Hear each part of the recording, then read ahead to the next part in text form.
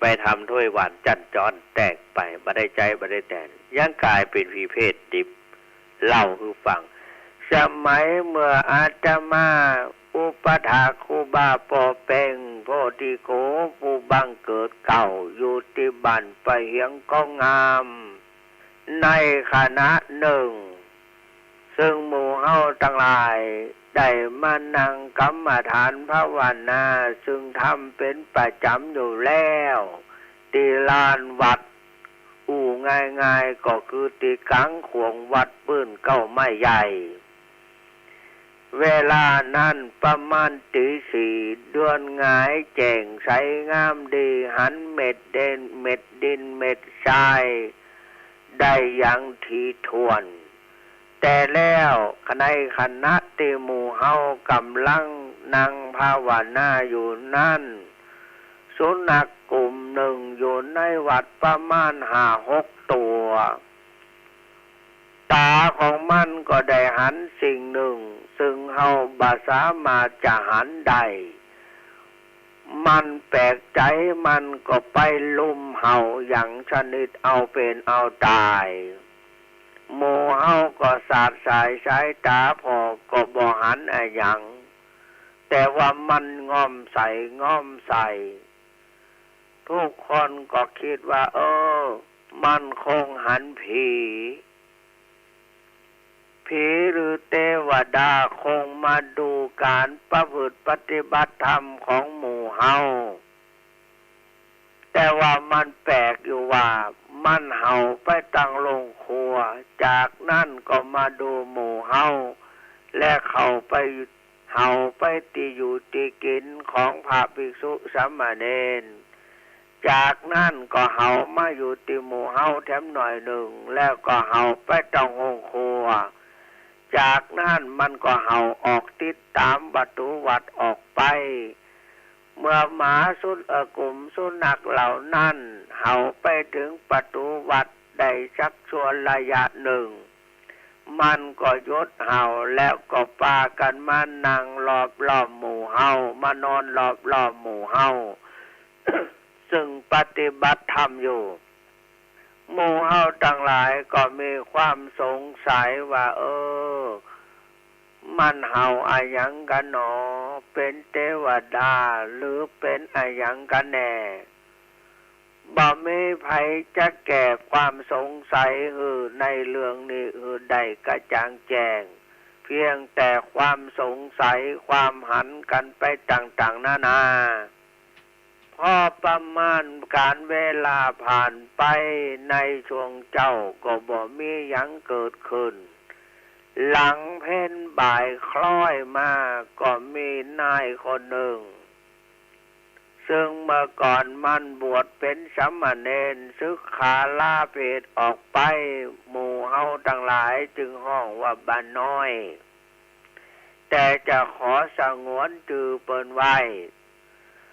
บ้านน้อยนี่เดินมาเป็นเปิดเป็นเหลืองเดินเข้ามายองแยงมากราบครูบ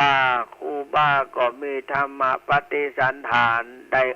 ถามว่าบ้านน้อยมึงมาเยี่ยอะหยังบ้านน้อยก็ตอบว่าเมื่อคืนนี้ประมาณตี 4ค่อยได้รับฝันหันว่าได้มาแอววัดเมื่อค่อยเข้ามาวัดแล้วหมาประมาณ 5-6 ตัวได้มาเห่า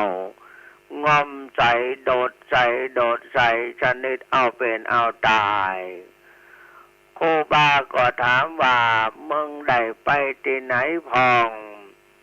บ้าน้อยก็ตอบว่าค่อยได้ไปอยู่ไปใจดูลงครัวลงอาหารจากนั้นก็มาดูการปฏิบัติธรรมของครูบาอาจารย์และเลยไปเยี่ยมดูพระเนนซึ่งกำลังรับกันอยู่จากนั้นก็ออกมาไหว้ครูบาอาจารย์แล้วก็ไปอยู่ห้องครัวจากนั้นก็เดินออกจากประตูวัดไป คณะที่เคลื่อนย้ายไปแต่ละจุดนั้นแต่ละก้าวนั้นมาก็ได้เห่าติดตามโดยไปอย่างนั้นแหละครูบาปอก็ถามว่าในเมื่อมึงเป็นพระนะเป็นเน้นอยู่นั้นมึงได้ทำอะไรยังไว้พองบ้าน้อยก็ตอบว่าคอยได้ทำโดยวันจันจรได้เสียหายแตกไปหลายใบโดยความสนุกสนานโดยความประมาทครูบาปอก็ได้ว่าปูกับบ้าน้อยว่า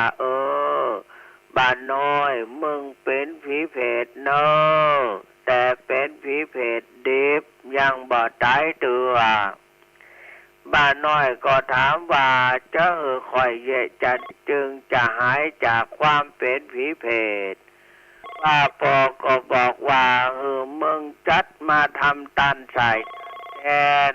ความเป็นเพศของมึงก็จะทุเลาเบาบางและหายไปในที่สุด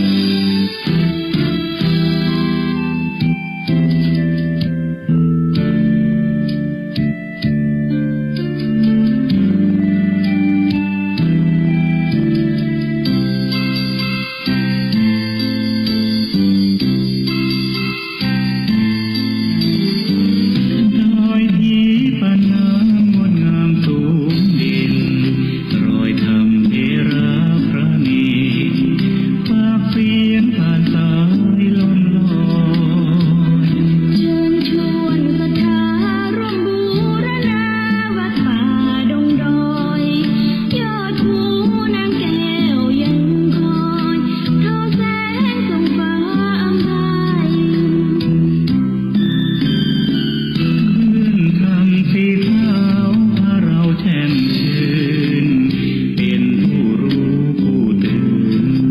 เบิกบาน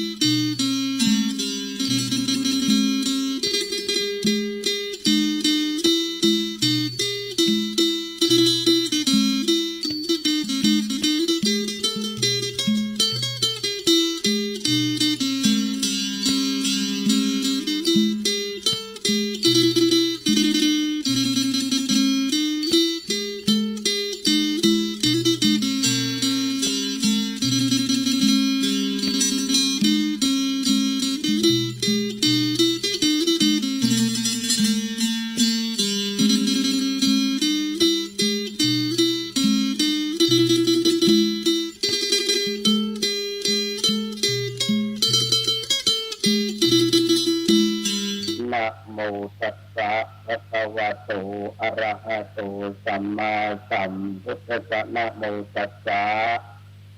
ภะคะวะโตอะระหะโตสัมมาสัมพุทธัสสะนะโมตัสสะภะคะวะโตอะระหะโตสัมมาสัมพุทธัสสะอัตถะทังปะระเตนะพหุนาปินะหาปเยอัตถะถะมะปิญญายะสัทธะทัสสุโตสิยาติอิวาระณโอกาสบัดนี้อาตมาภาพจะได้ชี้แจงแสดงธรรมะอันเป็นหลักคำสอนในทางพระพุทธศาสนาเพื่อเป็นการเฉลิมฉลองศรัทธาความเชื่อพระสาธะความเลื่อมใสในธรรมของสมเด็จพระสัมมาสัมพุทธเจ้าแล้วจะได้น้อมนำเอาธรรมะมาเป็นหลักสำหรับประกอบกับการดำเนินชีวิตประจำวันตามสมควรแก่เวลาเอามือลงแล้วบนตักได้นั่งฟังสบายๆแต่ต้องเรียกก็ต้องเก่งอย่างแต่เมื่อองค์เทศเก่งคนเดียวก็พอละหนักแตะหนักกว่าครูบาอาจารย์ก็มาฟังเมื่อก่อนนั้นบอกเคยจะพบจะทานได้พันนาก็จะกล่าวว่าเกิดมาเป็นทหารของพระพุทธเจ้าเมื่อออกสงครามจะพยายามไม่สะทกสะท้านแต่ว่าที่มีมาแบบนี้ขาดกันยงและก็ดีใจพระญาติโยมที่รู้จักนับถือหลายท่านครูบาอาจารย์ที่เคารพนับถือหลายองค์ก็มีกำลังใจครูบาอาจารย์บอกว่าถ้าจุดคุณจะต้องฟังโน้ตทำใจสบายๆบอกว่าขอบคุณแต่วันนี้มีความพอใจที่ว่าท่านศรัทธาญาติโยมโดยเฉพาะอย่างยิ่งคณะศรัทธาญาติโยมที่ติดตามขบวนรถด่วนให้มาฟังวันนั้นไปตัดวันพฤหัสบดีอะไรมาก็ล้อออกอากาศวันพฤหัสบดีเปิดฟังก็ได้อู้กับผู้จัดการที่สถานีวิทยุคือท่านอาจารย์วิสุวัฒน์บอกว่าบัดต้องละละวันนี้ศรัทธาฟังเสร็จอิ่มละก็ฟังได้รายการนี้ก็พอละแต่ท่านก็บอกไปยอมแต่นี่อาตมาได้จัดสาธุชนหลายท่านอยากจะรู้จักอาตมามันเป็นตัวมอกใจแต่ที่จะเป็นส่วนในทีดีพระมหาแสวงมักจะบอกยี่ห้อตัวเก่าเสมอว่าอาตมาภาพสมัยก่อนกับพระครูอาทรสุวรรณรีเป็นพระมหาแสวงเปลี่ยนทำ7ประโยคบอกทุกครั้งยังบอกผ่านต้องหัวเป็นรองหูมาถามมันถามนี่แต่ก็ขอให้มันได้ว่าเห็นละแต่ตอนนี้ได้มาหันศรัทธาญาติโยมขบวนรถส่วนมากันมากมายมากันนักตำรวจเขามากันทุกวัยลายละอ่อนจะมาแต่ที่หันคุณน้องคุณหนุ่มจะไม่น้อยไล่เสิร์ฟน้ำปลื้มใจชื่นใจอย่างที่มองหันความรุ่งโรจน์ของพระศาสนาความมั่นคงความถาวรของพระศาสนาจะต้องถึง5,000 พรรษาแน่เมื่อท่านผู้นำของจังหวัดเชียงใหม่หลายท่านคณะกลุ่มหนุ่มสาวก็ดีแต่ที่นายกเทศมนตรีได้มาเคยมาสอนเป็นวิทยากรอบรมวิปัสสนากรรมฐานที่มหาวิทยาลัยสงฆ์ทุกวันอาทิตย์ระยะเป็นหาเสียงอาตมาก็ได้อ่านหูจะมีความตื้นใจว่าสตรีเชียงใหม่มีความสามารถได้สมัครเป็นนายก ก็ยังชื่นชมอยู่เป็นถึงด็อกเตอร์แต่ชื่นชมวันนี้ได้มาอ่านตัวจริงทีนี้มาอู้ถึงวิปัสสนานั้นประเด็นนี้ทางคณะสงฆ์ส่งเสริมที่มีการประพฤติปฏิบัติที่มจรก็มีการปฏิบัติและก็ที่วิทยาสถานปฏิบัตินานาชาติอำเภอสันทรายแต่ที่อ่านอยู่อาตมาเคยเป็นวิทยากรอบรมปฏิบัติเช่นคือของมหาวิทยาลัยสงฆ์และจะอยู่ในการดูแลของคุณพ่อสมบูรณ์กันทตาจะมีการอบรมตั้งแต่วันที่8ถึงที่10 2 คืน 3 วันหรือ3 วัน 2 คืนเนี่ยแล้วก็ลืมไปละให้รู้รายละเอียดก็ไปถามคุณพ่อสมบูรณ์ท่านนะเพราะนั้นโดยปฏิบัติที่ท่านโดยจะเป็นวิทยากรสถานที่นั้นร่มรื่นดีบรรยากาศเหมาะแก่การเจริญสมาธิภาวนาเป็นอย่างยิ่งอะไรศรัทธาญาติโยมสาธุชนทั้งหลายตอนนี้ได้นิมนต์จะมาจากพระธาตุเจ้าศรีจอมทองได้นำเอาธรรมะมาเทศที่ก็ท่านอาจารย์ไปบอกว่าวันนี้ผู้ปล่อยเป็นที่โน้ตเพราะว่าออกอากาศเลยอาตมาแต่ยังนึกอยู่นะจะต้องมี2 อย่างได้ทั้งคำชมและคำติมองว่าพิจารณาโทรศัพท์จะเป็นยังไงท่านสาธุชนทั้งหลายการที่เราท่านทั้งหลายได้จัดให้มีการเทศนาธรรมที่ปัญหาออกมาว่าพระพุทธเจ้าพุทธกิจของพระพุทธเจ้าที่เป็นอย่างไรอันลูกศิษย์อันลูกหลานได้ตอบแล้วมีความชื่นใจตอบได้กันเป็นส่วนมากว่าพระพุทธเจ้านั้นได้ตรัสรู้แล้วก็ยังทำพุทธกิจยังทำหน้าที่เพราะฉะนั้นคนเราทุกคนมีหน้าที่ทั้งโดยแต่งตั้งและทั้งโดยที่ไม่แต่งตั้งหน้าที่มาถึงชีวิตที่จะต้องทำกรรมที่จะต้องรับผิดชอบสิ่งที่จะต้องประกอบถ้าปล่อยละเลยเพื่อเผยจะเกิดความเสียหายแต่คำโบราณว่าคนจะดีจะเสียก็อยู่ที่หน้าที่เพราะหน้าที่บอกให้รู้ถึงความสามารถของแต่ละท่านแต่ละบุคคลทางโบราณว่าหน้านอกบอกความงามหน้าในบอกความดีหน้าที่บอกถึงความสามารถหน้าที่นั้นโดยตรงที่ทั้งโดยแต่งตั้งโดยไม่ได้แต่งตั้งโดยที่ไม่ได้แต่งตั้งก็คือเป็นหน้าที่โดยธรรมชาติเป็นพ่อเป็นแม่เป็นลูกหน้าที่โดยแต่งตั้งก็ยังนายกเทศมนตรีที่ถ้าได้เลือกตั้งแต่งตั้งก็เป็นมาได้เพราะนั้นทุกคนจะต้องทำตามหน้าที่ในพระพุทธศาสนาก็เหมือนกันมีหน้าที่เหมือนกันหน้าที่ของอุบาสกอุบาสิกามีหน้าที่เรียกว่าคุณสมบัติของอุบาสกอุบาสิกา1จะต้องมีศรัทธามีศรัทธา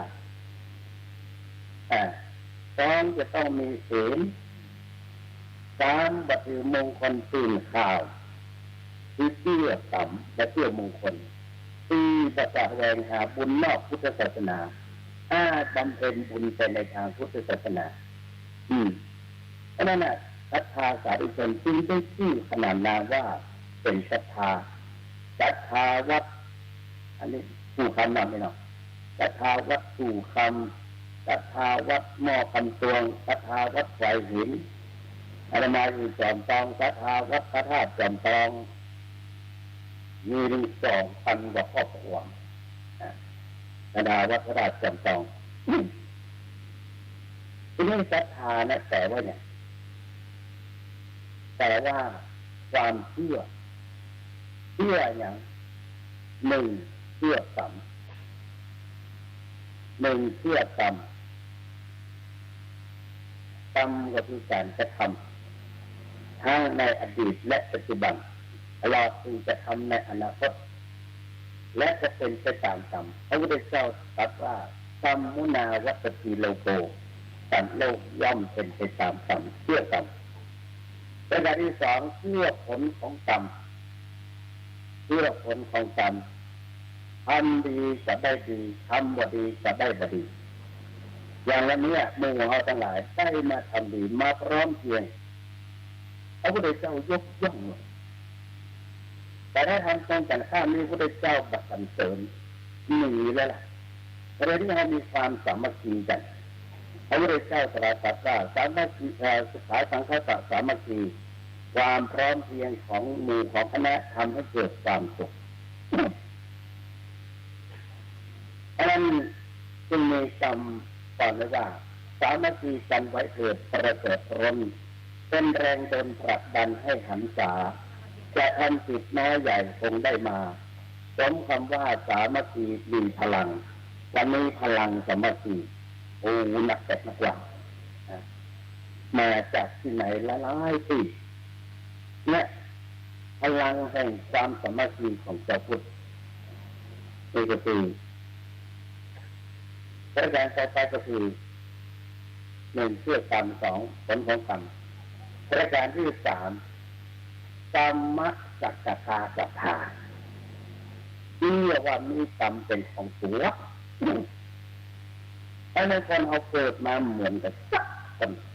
ลูกก็เดียวไม่เดียวก็เหมือนกันลูกก็นิสัยใจคอก็เหมือนกันวุฒิหรือภูมิปัญญาตลอดถึง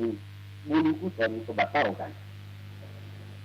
ถึงจะแตกต่างกันแน่อันนักก็แน่บางทีก็เราฟ้ากระบี่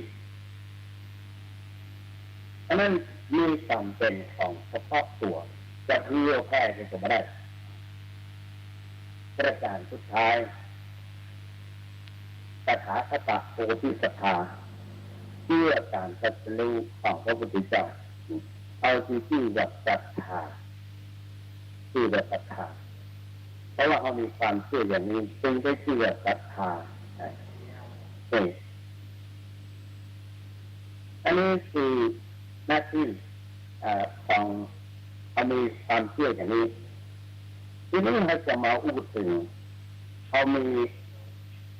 คนเราทั้งหลายที่ว่ามีรูปกรรมต่างๆกันแต่ล้วนแล้วแต่การประกอบกรรมมาเหมือนกันอย่างมาวันนี้ถามว่าจะได้เหมือนกันหมดก็ได้ไม่เหมือนกันมาฟังวันนี้นะจุดสีสังละเตปัญญังผู้ตั้งใจฟังย่อมได้ความรู้หรือได้ปัญญาจะได้ประกอบกันจะได้ประกอบกันพระพุทธเจ้าเทศนาธรรมเวลาจะไปเทศนาธรรมที่ไหนพระเจ้าจะเข้าฌานพอกันรวดดูจักผู้ที่จะเวนยศักดิ์ผู้ที่จะพอแนะนำได้ ผู้ที่จะได้บรรลุมรรคผลตรวจดูคาแพ้คายรัตนิยามใส่ติดห้องตอนนั้นติดปุ๊บใส่ทุกใส่ปุ๊บก็ไปบางท่านก็ต้องตัดเต้าเย้าแย่บางท่านก็ประพฤติตามบางท่านก็โอนอ่อนพอตามบางท่านถึงแม้ว่าจะเกิดศัตรูผู้อาฆาตอย่างร้ายแรงพระพุทธเจ้าก็ต้องทำถ้าเพื่อการบรรลุมรรคผลอันนั้นพระพุทธเจ้าจะได้สวดอย่างแต่ว่าอาตมามันมียานพิเศษแต่สามารถจะผู้ญาติโยมเทศและก็ฮอกจะเป็นคนดูเมื่อได้ต่างคนก็ต่างยังบำเพ็ญเหมือนกันทำไมแต่ก่อนนี้มีญาติโยมเข้ามาเฝ้าพระพุทธเจ้ามีพระเจ้าคนหนึ่งรออยู่ข้างนอกหันที่ซุกทั้งหลายเข้ามาเฝ้าพระพุทธเจ้าท่านก็มาเข้าไปเพื่อเกรงใจรอพระพุทธเจ้าเข้าไปรอมันได้ก็มาหันออกมาสงสัยไปยื้อว่าหันว่างเปล่าตกใจสงสัยจึงเข้าไปกราบพระพุทธเจ้าเข้าไปพระองค์ที่เจริญเมื่อกี้ข้าพระพุทธเจ้า ได้เห็นที่สุมาเป็นจำนวนมากมายแต่ตอนนี้ไปไหนแล้วก็จะหาดูก่อนตอนนี้ท่านเหล่านั้นไปหมดแล้วเขาไปทางไหนพระพุทธเจ้าทำไมไม่เห็นเขาเคาะไปเพราะเอาหน้าต่างไปหมดแล้วโดยไม่มาแต่ใดก็ออกไปต่ออันจึงเหมือนกันและต่างประเทศเห็นมาได้เหมือนกันมีพระเจ้า5 ตนพระเจ้า5 ตนพอฟังเทศโอ้โหพาม5 คนมาฟังพระพุทธเจ้าเทศตอนนั้นเทศอยู่ในป่าเชตวันอยู่ในสวนป่าไม้มีพระอานนท์ถวายงานพระทีวีพระพุทธเจ้าเข้าใจว่านั่นน่ะแม่หอน่ะในขณะที่พระพุทธเจ้าเทศเราต้องใช้ไมโครโฟนเสียงคำรามดุจราชสีห์พราหมณ์เหล่านั้น5 คนนั้นมีอาการต่างๆกันตอนนึ่งนั่งเหงารับงกพุกไปพุกมาตอนนึ่งเอามือขีดแผ่นดินขีดไปขีดมาแต่คนนึ่งกว้างป๊อกกว้างไปดึงไปดึงมาแต่คนนึ่งแง่ดูบนฟ้าแต่คนนึ่งตั้งใจฟังเมื่อพราหมณ์เหล่านั้นตีไปแล้วพระอานนท์ตีทูลถามพระพุทธเจ้าข้าแต่พระองค์ผู้เจริญพราหมณ์ทั้ง5 คนนั้นได้มาฟังเทศของพระองค์หรือฟังธรรมของพระองค์เสียงพระองค์คำรามดุจราชสีห์ใจพราหมณ์ทั้ง5ในที่มีพฤติกรรมแตกต่างกันที่ตัวค่ะพระพุทธเจ้าบอกว่าแล้วแต่อุปนิสัยคือจำเก่าติดตามตัวมาทำเมื่อเขาเป็นไปอย่างนั้นคนที่นั่งรับนั่นนะครับเขาได้ทำมาอย่างทราบแล้วพระพุทธเจ้าว่าเกิดเป็นพญานาค500 เจ้าตอนนี้ความอิ่มในการรับแบบนี้แต่ต้องรับเพราะฉะนั้นไถ่กินรับระวังมือเป็นมือมาจ้านแล้วก็เป็นหน้ามาแล้วตอนนั้นละอ่อนอะไรแม่แต่ร่างฉันเขาต้มอยู่พอที่ฉันได้ใช้ที่มันเอาไปให้ที่โต๊ะรับแขกที่ลานวัดนั่งอูเล่นเขาอยู่จะฉันยาอันนี้หมายดีแบบรับปากมาในนี้มีหลายโรคเหมือนกันโรคท่านเหมือนกันโดยเฉพาะน้ำในหูบะเต้ากันมันเกลียวบะให้ไฟเหมือนรถที่พวงล้อบะเต้ากันยิ่งจังแต่นั้นจะคืนโตมันต้องคอเขาบอกว่าที่คุณนี่ก็ยังแบบเท่คนใดเนี่ยใช้เวลาเดินนี่จะต่ำแค่คนนั่งคนนี้ความจริงน้ำในหูบะเต้ากันประการที่ 2ความดันสูงด้านที่ 3ไขมันในเม็ดเลือดด้านที่ 4โรคเกาต์คุณนักนะเนี่ยไอ้โรคเกาต์นี่พอจะเป็นยังอื่นแค่มาให้หัวเหมือนกันแล้วแต่ว่าโรคเกาต์เนี่ยที่เวที่สุดถ้ากินพิษเนี่ยทำเพลนี่โคเกอร์เขาเอาใจเข้าใส่กำลังวันนึงไปกินแกงแกโอ้ยหลังแตะเราว่าเอาถามเขาว่าแกงแค่ใกล้ย่างไม่ใช่ค่ะเขาบอกว่าใช่ที่ทุกคนมาฮอดบอกว่าแกงแค่หมูทุกคนแล้ว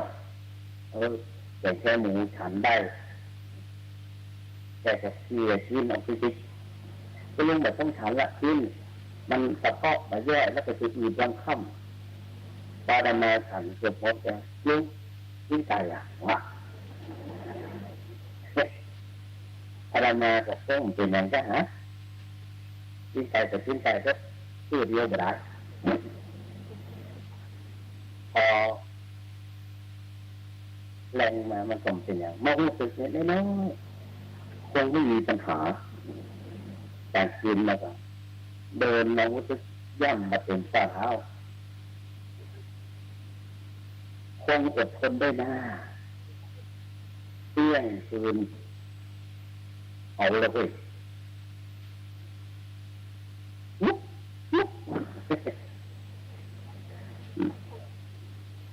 อะไรเลยลุกตั้งขันน้ำหน้าเลยอ่ะให้เบาอ่ะเจ็บว่าอ๋อจนจะห้องไปซ้ำปุ๊บห้องไปซ้ำแห้งไปซ้ำเข้าไปซ้ำอะไรเตือนได้เตือนชีวิตเก่านี่จะห้องไม่ไผ่ฟังที่มีไผ่สักคนแล้วมีเฮาคนเดียวเนี่ยข้าเป็นลูกสถาคตผมจะอดทนถึงที่สุดขอผมมีสติจะเอาเลยจะมีเนื้อจิตใจข้าคือที่ดีของคือเป็นอะไรไม่มีใครที่จะสู้ข้าได้จะเอาหรือผมเขาไม่มีทางที่จะสู้จิตใจข้าได้พระพุทธเจ้าตรัสว่าอัตตาหะเวทิตังสยโย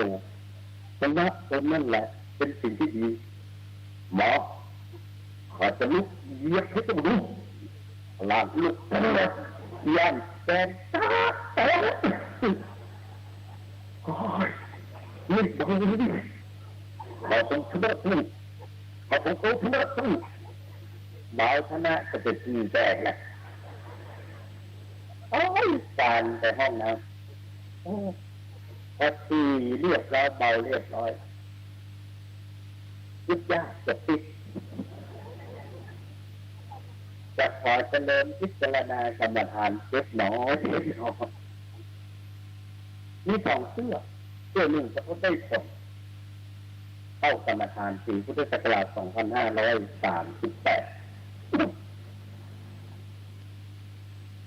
พอดีเต้าเกิดขึ้นไม่ทีสินวนอันทุกีฬาอันน้ำส่งไปถวายมันเกิดพบจะได้ที่ที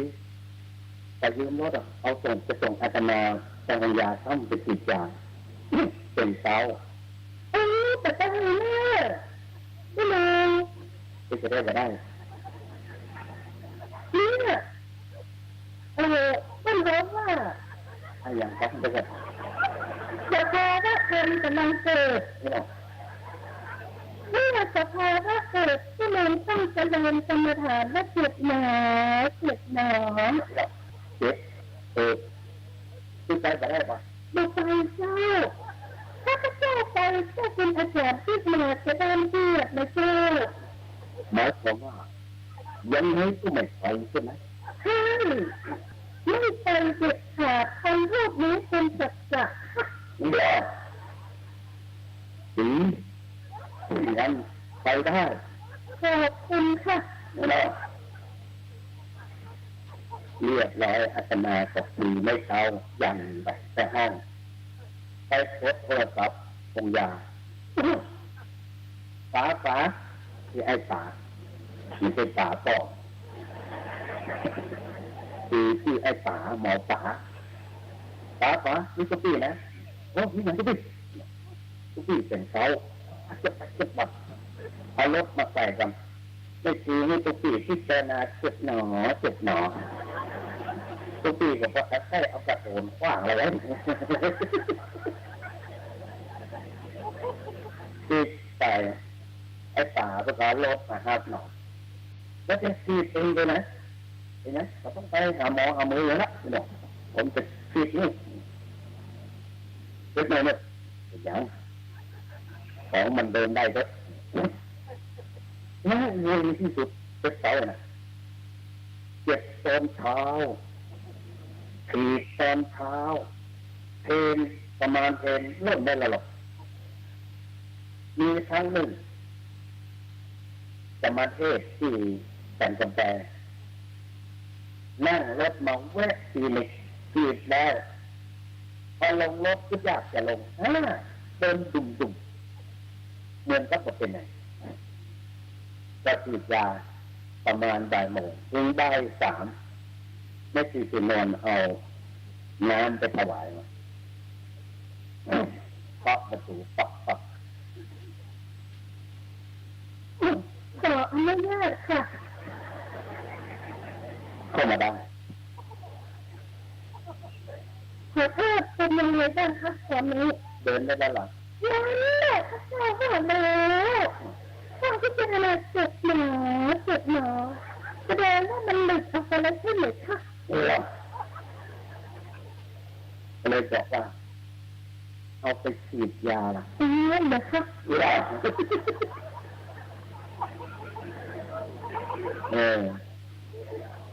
นี่พุทธเจ้าว่าอโลกยาปรมาลภาความไม่มีโลกเป็นลาภอย่างยิ่งนี่เป็นกรรมของใครของมันไอ้ท่านที่รับนั่นก็คือเกิดเป็นหน้า500จ้างมาเลยนะนี่เขาเรียกว่านิสัยเขาเรียกว่าคุณสมบัติพิเศษของนักเทศถ้าลืมแล้วโอ้โหส่งบิดแล้วอะไรดีเมื่อกี้ข้าพูดอะไรเนี่ยตั้งประเทศของธรรมะและคนที่สองเราไปจบค่ะคนที่สองที่ฉีดแผ่นดินฉีดไปฉีดมานะจ๊ะไปจบค่ะไอ้หมอนี่เคยเกิดเป็นไส้เดือนมา500 ชาติโอ้นิดหน้าล่ะถึงฉีดแผ่นดินคนที่สามเราไปจบค่ะไอ้คนที่คว้างเคาะคว้างแตกดึงหั่นดึงนี่ไม่บังไปจบค่ะมันเคยเกิดเป็นมัคคโตมา500 ชาติขอโทษมัคคโตชาวบ้านก็ไม่รู้เรื่องกรุณาขยายความเลยที่จะฟังฝรั่งเขาเรียกมังกี้คนไทยก็ลิงคนเมืองว่าอียอกก็เป็นลิงมา500 ชาติแล้วคนที่แงนดูบนฟ้าสงบสงบเราคนนั้นเคยเกิดเป็นหมอดูเดือนดูดาวลัคนานั่นเลยเนี่ยราศีนั่นราศีนี้ชาตินี้มันไปอินมาเป็นแล้วคนที่นั่งฟังแท้ๆคนนี้เคยเกิดเป็นชะตาใจเชียงใหม่เคยเกิดเป็นผู้คงแก่เรียนตั้งใจฟังรู้เป็นหมอจิตก็ได้ตั้งใจฟังคนเดียวคือเจ้าคนเดียวตั้งใจฟังเพราะนั้นถ้าตั้งใจฟังอาตมาก็พูดบอกว่าคนที่จะเมื่อใจกับนักศึกษายิ่งที่สุขิสุริอาตมาไปสอนแก่นักเรียนเรื่องการตั้งใจฟังอาตมาแต่งเป็นเองแต่ถ้าหากว่ามาฮ้องอย่างนี้เขาจะจับผิดแล้วต้องยืนละอ่อนมาห้องเนาะละอ่อนมาห้องเนาะแต่เชิญเด็กหญิงชื่ออะไรชื่อน้องอย่างบอกให้ชื่ออะไรน้องชื่ออย่างน้องฟ้าน้องชื่ออะไรคะน้องชื่อฟ้าจ้ะค่ะเบาๆน้องชื่ออะไรคะ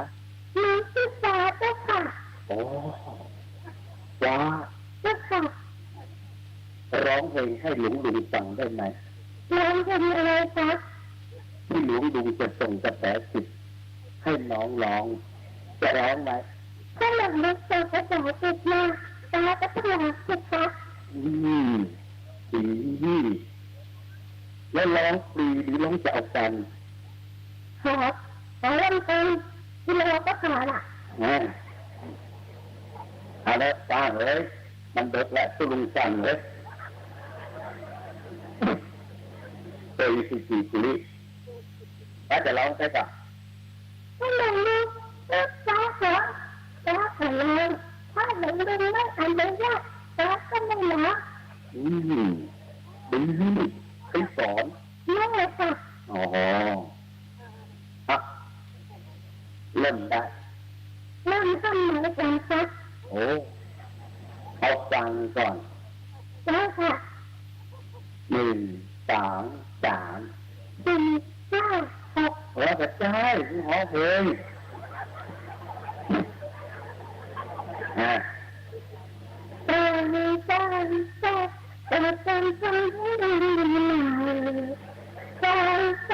ใจแต่เป็นใจน้องดังดีหน่อย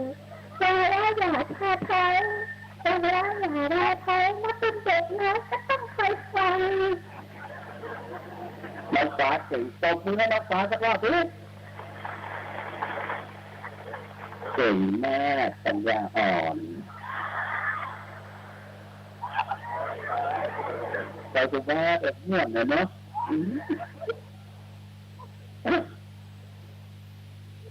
ฟังแล้วจะทำไงน้องฟ้าฟังแล้วก็ต้องคิดสิคะอ๋อต้องคิดด้วยเจ้าค่ะฟ้าร้องได้ไหมก็ฟ้าร้องก็ฝนตกฟ้าเจ้าค่ะอย่ายั่วหลงเกินแล้วเรื่องว่าฟ้าร้องก็ฝนตกสิคะร้องเพลงต่อไปแล้วเรื่องเนี่ยฟ้าร้องก็ต้องคิดร้องได้ไหมเป็นแค่อย่างนั้นร้องเพลง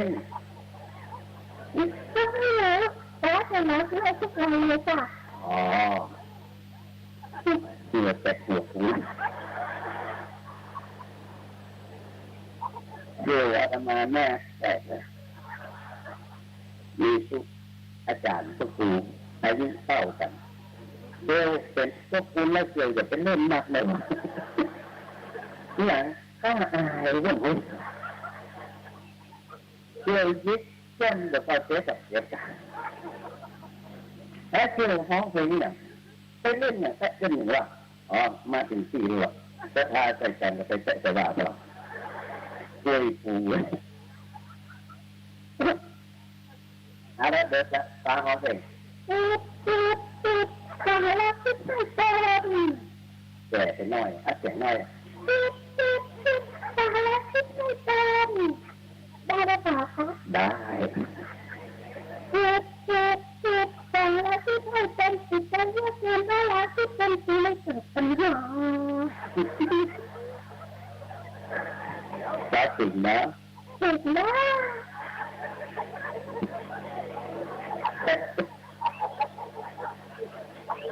เรื่องนี้ก็ไปสอนแกหรือเปล่าเนี่ย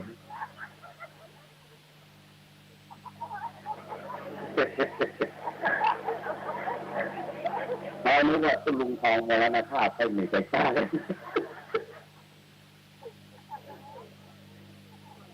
แล้วก็มีอะไรอีกมั้ยจ๊ะถามต้องถามได้ใช่ไหมใช่ค่ะถูกแปลว่าอะไรถูกแปลว่าอะไรถามลองร้องให้ฟังดิเด็กจ้าร้องเพลงทำกับสัตว์เมื่อความเป็นธรรมดูก่อน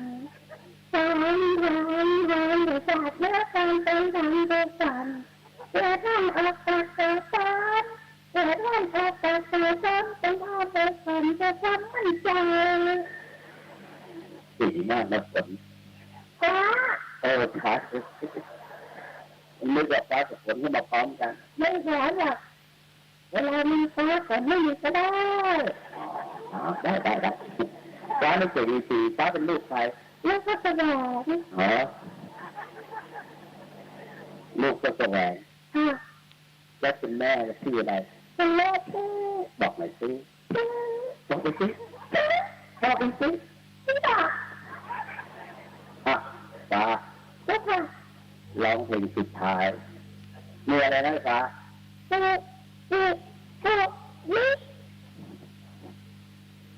ลิแปลว่าอะไรมาบอกให้ใกล้มือสั่นนั่นแหละคุณพ่อยกแม่กันมาสักวันเนาะคุณแม่จะวนกันให้ตาไว้ได้ค่ะเรี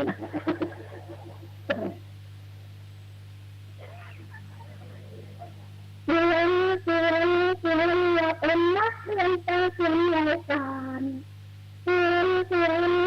อยากเป็นนักเรียนเป็นเรียนรายการอะไรครับลืมไม่ได้เรียนไว้เกิดความแน่นอนเรียนไว้เกิดความแน่นอนจะเรียนเลย านคนที่ลาไปเลยจบจริงๆน้องฟ้าตบมือให้เกียรติน้องฟ้าหน่อย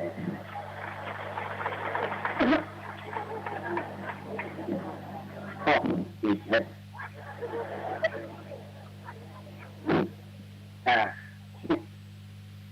เอาไปคนตั้งใจฟังที่ได้ความรู้ทีนี้ท่านจะได้เป็นอะไรเพราะท่านลืมไปนั่นอยู่แล้วลืมตั้งตัวว่าที่เทียนมายกตั้งคือว่าแต่ถ้าถางพระรัตเถนะพระหุนาปิมหาปเยแต่ถ้าถามมาปิยยะแต่ถ้าถามเป็นสุตติยาแต่ถึงให้ใจความว่าคนเราถ้าไม่ควรจะพลาดประโยชน์ของตัวเต่าเพื่อประโยชน์เพราะประโยชน์ของคนอื่นแม้มากรู้ประโยชน์ของตัวแล้วก็ควรจะรีบขวนขวายในประโยชน์ของตัวคนเรานั้นได้ทำประโยชน์ในเดือนนี้ประโยชน์อื่นๆนั้นมาคงบอกอูละประโยชน์ในปัจจุบันประโยชน์ในอนาคตคงจะบอกอูแต่อูก็มันชัดๆก็คือว่าในปัจจุบันนี้ประโยชน์ที่เราพระพุทธเจ้าตรัสว่าประโยชน์ปรมัตถประโยชน์อย่างยิ่งคือพระนิพพานแต่จะเริ่มต้นมาจากประโยชน์พื้นฐานคือที่เราทำถ้าตนเองนะประสบความสำเร็จในชีวิตหรือจะประสบความสุขพระพุทธเจ้าตรัสว่าความสุขของมนุษย์นั้นมีอยู่ย่อที่สุดคือความสุขกายสุขใจสองอย่างขยายไปก็คือมีอยู่สี่อย่างความสุขเกิดจากการมีทรัพย์สุขเกิดจากการจ่ายทรัพย์บริโภคสุขเกิดจากการจะต้องเป็นหนี้และสุขเกิดจากการทำงานปราศจากโทษและเราจึงต้องมีการคนขวายมีการเริ่มต้นศึกษาเล่าเรียนรู้ว่าเข้าใจและจะแสวงหาการงานทำตามอาชีพเพื่อที่จะให้เกิดความสุขพระพุทธเจ้าตรัสว่าสุขที่ทำกันทั่วไปนั้นเป็นความสุขที่เป็นโลกิยะความสุขของชาวบ้านเป็นโลกิยะและความสุขที่เกิดเป็นโลกุตระอันได้แก่พระนิพพานซึ่งเราทั้งหลายได้ขวนขวายได้กระทำกันในปัจจุบันนี้เริ่มต้นตั้งแต่รักษาศีล 2. บำเพ็ญศีลทาน 3. เจริญสมาธิภาวนาอย่างนี้ก็เพื่อที่จะให้เกิดความสุขการรักษาศีลนั้นเป็นดอกเกิดทำให้สังคมมนุษย์นั้นอยู่เย็นเป็นสุข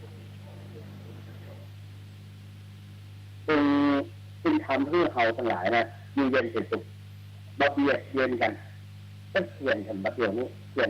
นจำหน้าพระสัพพะฐานาทิสาขาเวรมณีสิกขาปตังสมาธิญาณนี้เพราะว่าแต่แล้วมันต้องขี้มีพระเจ้าว่าปานาบังฆ่าซักละอ่อนว่าถ้ายุงกัดเอากดโต๊ะเนี่ยมันยังว่าพิมพ์เลยว่าไปจริงๆ5 ข้อนี่อันนี้มาว่าทำไมต้นแต่งมาใหม่บ่รู้ใครแต่งมี5 ข้อ 1. ไม่มุ่งร้ายทำลายผู้อื่นก็คือแบบฆ่าสัตว์แบบเบียดเบียน 2. ไม่ทุจริตข้อโกงก็คือบัลลักทรัพย์ของคนอื่น 3. ไม่ประพฤติผิดในการก็คือบัลล่วงเกินสามีภรรยาคนอื่น 4. ไม่ล่อลวงกล่าวเท็จก็คือพูดความจริง 5. มีสติสัมปชัญญะอาตมาได้ยินท่านมหาธงรัตน์ว่าสติมาปัญญาเกิดสติเสลิดจะเกิดปัญหาสติมาปัญหาหายสติตายโชคร้ายแน่นอนสติดีจะมีสตังค์สติเหินห่างสตังค์ไม่มีส สติดีจะมีรอยยิ้มสติสุขขึ้นรอยยิ้มไม่มีสติมาหมาไม่กัดสติสุขตัดจะกัดคิดเอาประเดี๋ยวเลยมาสอนเราอ่อนท้องเป็นเพลงฟ้าจะร้องอีกไหมนะสติดีจะไม่เล่ายิ้มสติเธอยิ้มรอยยิ้มไม่มีสติมาปัญญาเกิดสติตลอดจะเกิดปัญหาสติมาปัญหาหายสติตายโกรธร้ายเดือดร้อนสติมาจับข้าสติมาไม่จับข้าสติจับจับแล้วจะจับตัวเองคิดเองแล้วจับวันพรุ่งต้องเจอด่าแน่คืนนี้เขาจะปิดโทรศัพท์ข้างโน้นเขาจะดึงสายมันออกมีแต่อาศัยใส่กระพริบออกไปกระพริบแสดงว่ามาแล้วไอ้ที่จะพูดถึงการตื่นว่าไปแล้วถ้าวันนี้ก็เป็นลูกศิษย์หลวงพ่อทองบอกว่านี่จะรู้กันหลวงพ่อทองครับอาจารย์นาหลวงพ่อพระเถรคุณหลวงพ่อเจ้าคุณพระเทศสิทธาจารย์หลวงพ่อทองนั่งไปฉันวันหนึ่งอาจารย์นาถ้าอย่าอู้นะเพราะว่าตามปกติโตเกอร์เขาบอกว่าท่านเจ้าคุณในเวลาตอนที่เป็นพระครูขึ้นรถตั้งแต่ขวางไม่อายยันมาถึงเชียงใหม่ไม่ยุบปากสักคำล้ำไปเลยพระเดชพระคุณพระราชสีมากรไปตรวจนักธรรมด้วยกันท่านประชุมนักธรรมกับประชุมเนี่ยตัวอย่างเนี่ยที่วัดท่าตอนเสร็จจากนั้นจะไปฉลองสมณศักดิ์ของพระครูศรีรัตนาภรณ์วัดพบวงศารามกรุงเทพตอนนั้นอาตมามีรถหรอกBMW คู่ชื่อเสียซื้อเก่าของคนไปมากับซ่อมก็อาตมาอินดูล่ำเหลือก็เลยดูไอ้แต่ตะวีจอมรถถึงตะวีเดินสุดท้ายขายไว้ตุ๊กเนาะพออินดูล่ำเลยขายไว้แหละ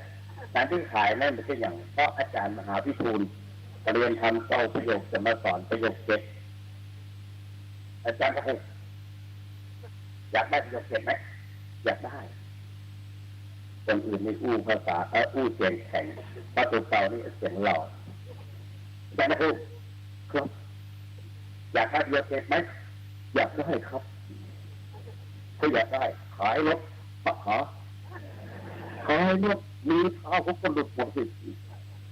เขาไม่ขายรถคนจะไม่สอนแกท่านเป็นนักข่าวข้าให้ยื่นเงื่อนไขอย่างนี้ผมก็ต้องยอมดีมากขายเสียขายก็เอาคืนมาว่ะขายไปเอาไปคับ3-4 วันคืนหมดเอาคืนแหละรถมันกินน้ำมันอยู่หรอก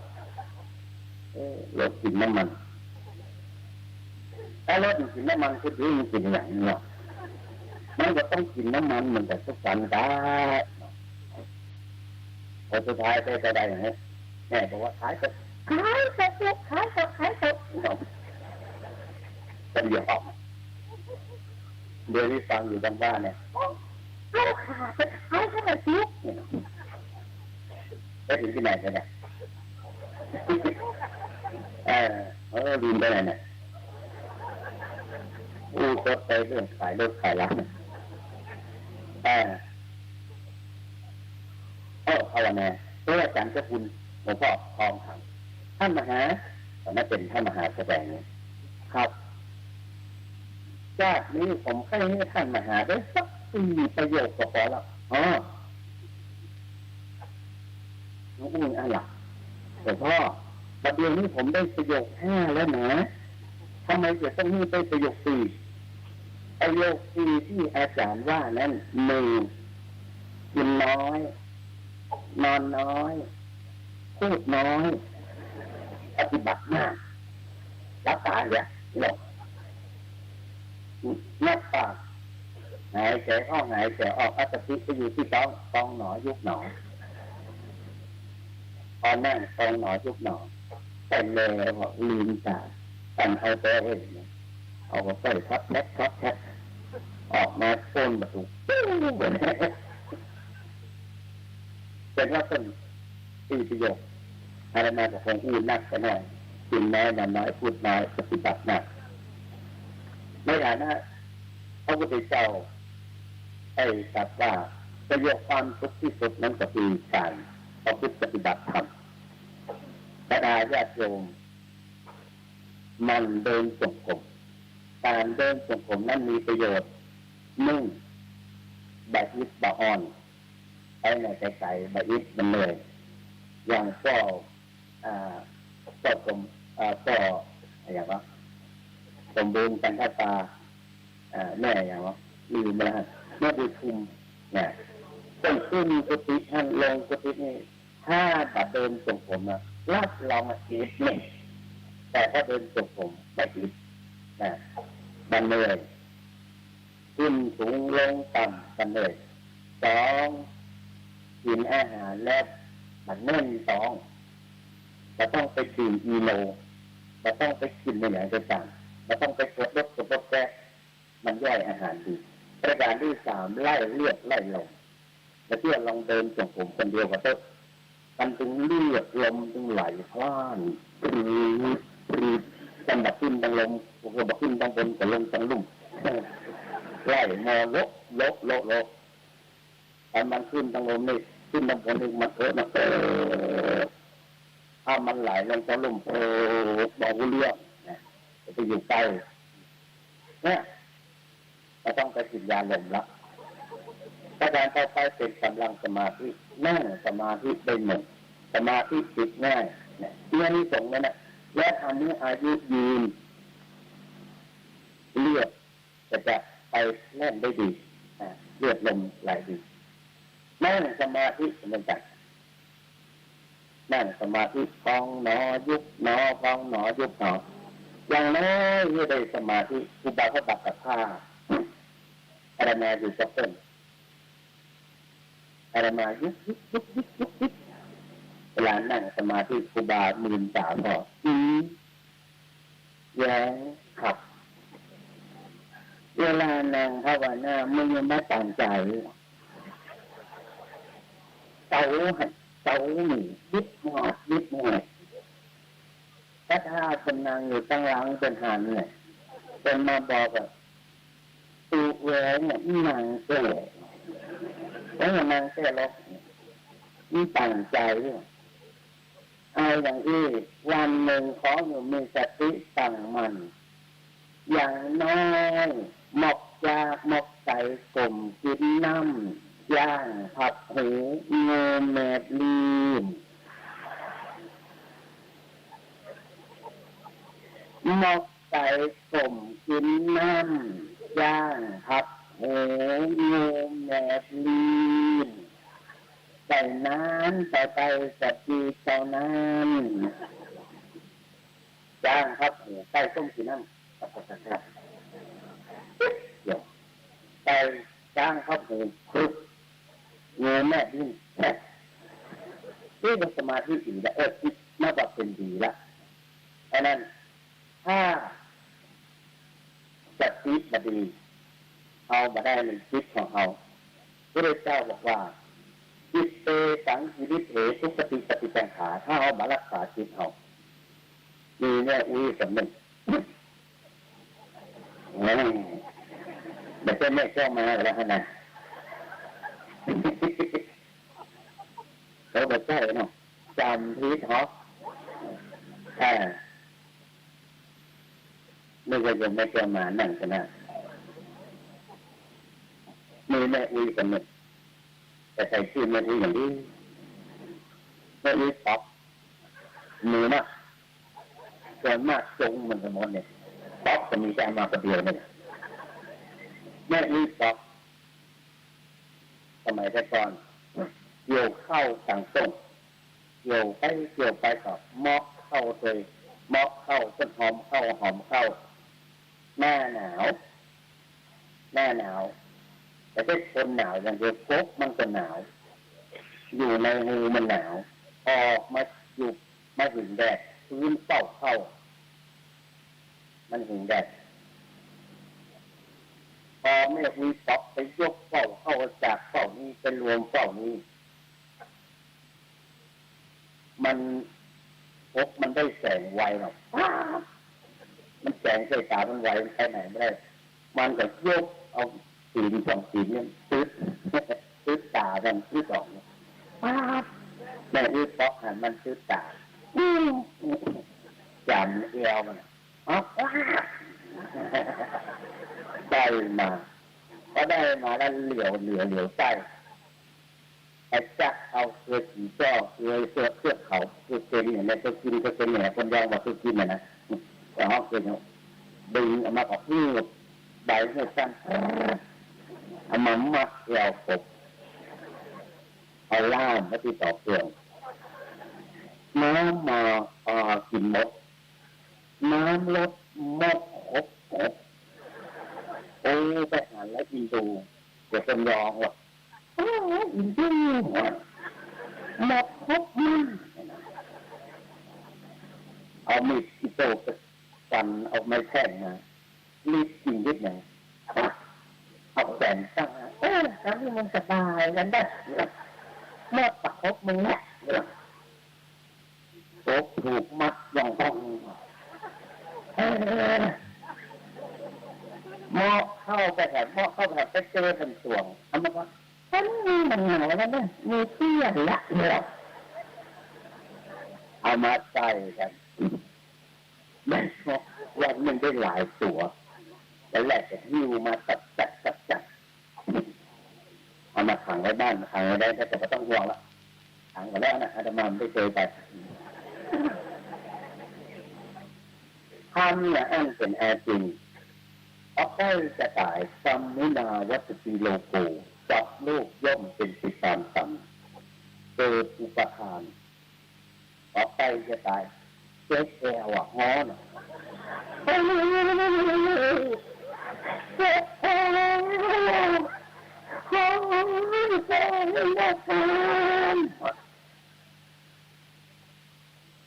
แล้วคนยังเนี่ยอุ้ย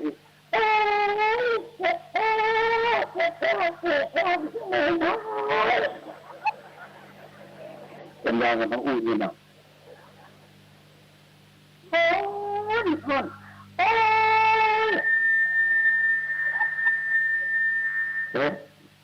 บอกเลยสิไม่ต้องเล่งไม้หาถ้าได้มาถึงยกไม้เข้าไม้ออก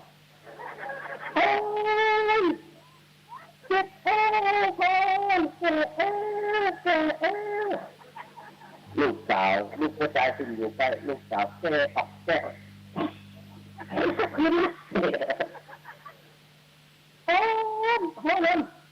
ฮ้อนสมัยก่อนมันแข็งเหมือนนี้หรอกอันน้ำมันนึ่งน้ำมันนึ่งมันเป็นน้ำฮ้อนนะมันเย็นตัวเย็นน้ำมันนึ่งน่ะตอนแรกมันฮ้อนแต่ว่าแก้แผลบวมแผลอย่างดีนักแลน้ำมันนึ่งน่ะน้ำมันนึ่งมาใจอุบาปันก่อตะเรียนโมกันยังบาดสายที่เป็นเล่าว่าแรงว่ะแรงดำคือดีน้อยกว่าคนสุดท้ายตายคิดออกจะไปไหนแต่คนนึงได้ยินหลายเพื่อนเนาะ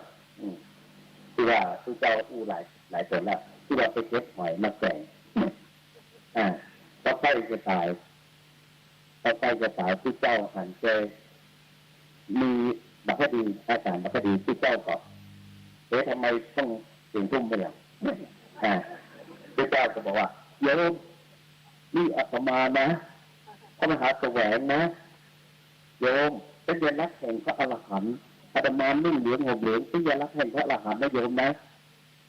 ว่าตามอาตมาสิ อรหันต์อรหันต์โยมคนนี้โอ้ยโหวัดสตาสอนง่ายมองพระพุทธรูปที่โยมที่ในวิหารเนี่ยดูที่ดูตั้งแต่พวกเราขึ้นมาถึง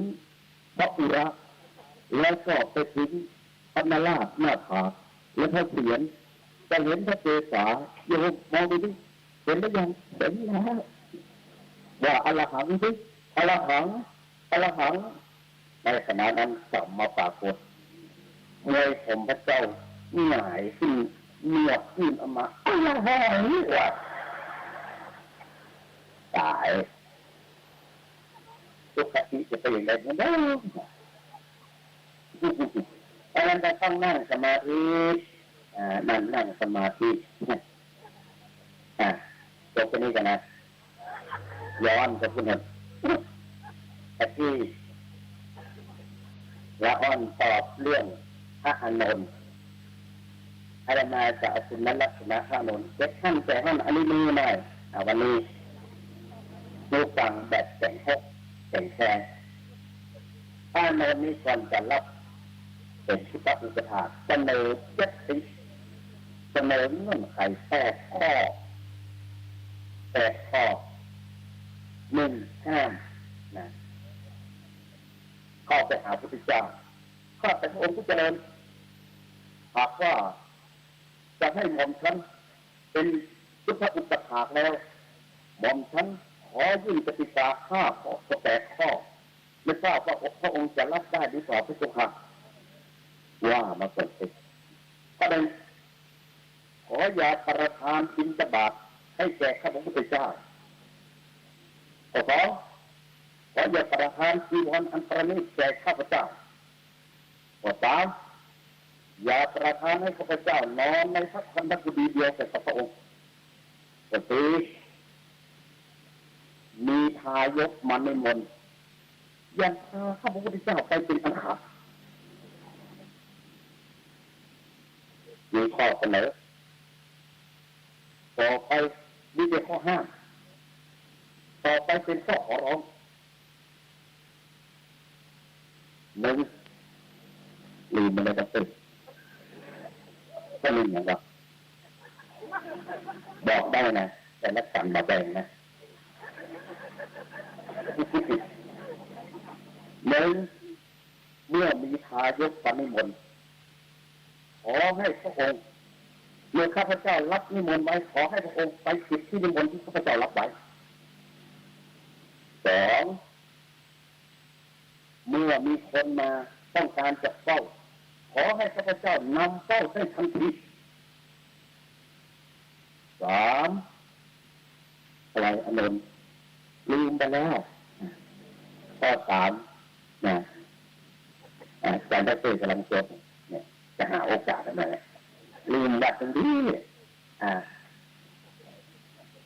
หากพระองค์ให้ตามเนี่ยแต่ที่ยังจำอยู่นะการลืมการสูญเสียความสามารถในการระลึกการลืมการสูญเสียความสามารถในการรู้จักการลืมคือการสูญเสียความสามารถในการถ่ายทอด 3เมื่อทายกมานิมนต์ขอไปเมื่อข้าพเจ้ารับนิมนต์แล้วขอพระองค์จงไปงานที่ข้าพเจ้ารับนิมนต์2ลืมนะจะไปไหนลืมไม่ได้เนี่ยจำไงได้เลยเมื่อกี้เนี่ยเมื่อมีคนมาต้องการจะเฝ้าขอให้นำเฝ้าได้ทุกขณะและข้อสุดท้ายเนี่ยข้ามไปข้อนึงเมื่อธรรมะข้อใดก็ตามที่พระองค์เทศนาที่อื่นแต่ถามเมื่อข้าพเจ้าเกิดความสงสัยขึ้นมาเมื่อไรขอให้ได้ถามได้ในโอกาสนั้นทันทีข้อที่ไม่ต้องบอกหากธรรมะข้อใดที่พระองค์เทศนาในที่อื่นข้าพระพุทธเจ้าไม่ได้ไปแล้วก็สวายไปแต่พระองค์ต้องกลับมาบอกข้าพเจ้าอีกครั้งหนึ่งพระพุทธเจ้าถามว่าอานนท์ตอนแรกทำไมห้ามไม่ให้ตัวข้อละคาถานินทาว่าพระอานนท์น่ะจะมีพระพุทธเจ้าเพราะหันแก่ลาภสักการะข้อ สุดท้ายข้อที่5 6 7 8นะเพราะว่าแค่นี้บรรดาพระพุทธเจ้าสมบัติเป็นข้อนะแต่ไม่เป็นข้อที่จริงคนบอกข้อเป็นข้อในมาเพราะว่าเป็นนี้อันนี้พูดถึงพระอานนท์นะพระอานนท์เป็นพุทธอุปถากและก็ตัดสินใจสละชีวิตเพื่อพระพุทธเจ้ามากมายหลายอย่าง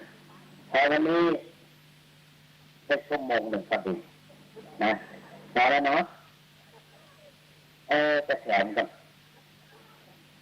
แถมละครคิดไปแล้วประหารหน้าละครคิดไปแล้วจะเล่าวิชาให้ฟังด้วยนิ่งและจะสุดสนุกและจะเป็นจบละมีสมัยหนึ่งมีพระเจ้าตัวหนึ่งเก่งพระไตรปิฎกเทศสอนเพื่อนอย่างอาตมาก็ต้องเปิดไหวเนี่ยแหละสอนอาจารย์ต้องเปิดมาสวายพระเทศเมื่อถึงตี3เพื่อนรายการวิทยุมันนะอาตมาก็เคย2-3เชื่อมาไหวเลยสู้มาได้นี่พระเจ้าตัวนั้นเก่งจีวรเรียบร้อยเข้าไปหาพระพุทธเจ้าพระพุทธเจ้าก็ให้สอนกันก็บอกว่าท่านโพธิละกำลังมาโพธิละกำลังนั่งโพธิละกำลังไหว้โพธิละกำลังเดินไปตั้งคิดในใจวันนี้ตัวเราที่เข้าไปฟ้องพระพุทธเจ้านึกว่าจะได้รับคำชมแต่พระพุทธเจ้าก็ตำหนิเราว่าโพธิละแสดงว่าพระพุทธเจ้าเห็นภายในจิตใจของเราไม่ได้เราจะต้องทำให้สำเร็จให้ได้วันหนึ่งเจ้ามาแจ้งตั้งนอนมาหลับคืนนั้นตอนลึกเจ้ามาสุดเป็นหลังหน้าตั้งก็พอแต่ก็เพิ่มที่เจ้าทั้งหลายจะนึกว่าที่ธรรมดาเนี่ยออกมาหมู่เดียวกันแจ้งมาก็ไปเข้าไปสำนักต่างๆแต่ขอเป็นสอนที่เจ้าเหล่านั้นก็บอกว่าเอาให้ท่านอาจารย์ธรรมะทุกอย่างที่พวกข้าพเจ้าได้ศึกษาเราเรียนมาก็ล้วนแล้วแต่อาจารย์เป็นผู้แนะนำคำสอนอาจารย์อย่ามาล้อเล่นพวกผมเลยนะเมื่อตัดสินใจมันมีใครสอนไปได้สักหลายวัดหลายวาเนี่ยไปเจอวัดหนึ่งวัดนั้นก็เป็นลูกศิษย์กันพอดีองค์นั้นเป็นอรหันตาได้อภิญญารู้ว่าท่านจะต้องสำเร็จวันนี้ก็เลยบอกว่าอาจารย์ผมไม่สามารถจะบอกอาจารย์ได้หรอกแต่โน่นกุฏิโน่นมีสมณเณรองค์หนึ่งอายุประมาณ17 ขวบสงสัยจะลง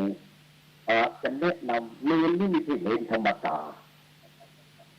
ชนิดแมลงป่องจุฬาเพื่อนนั้นขอบใจเองก็เข้าไปไหว้นี่แหละไหว้ทำไมขอพ่อปฏิจนเป็นที่พึ่งของหลวงพ่อไปเลยอะไรหลวงพ่อ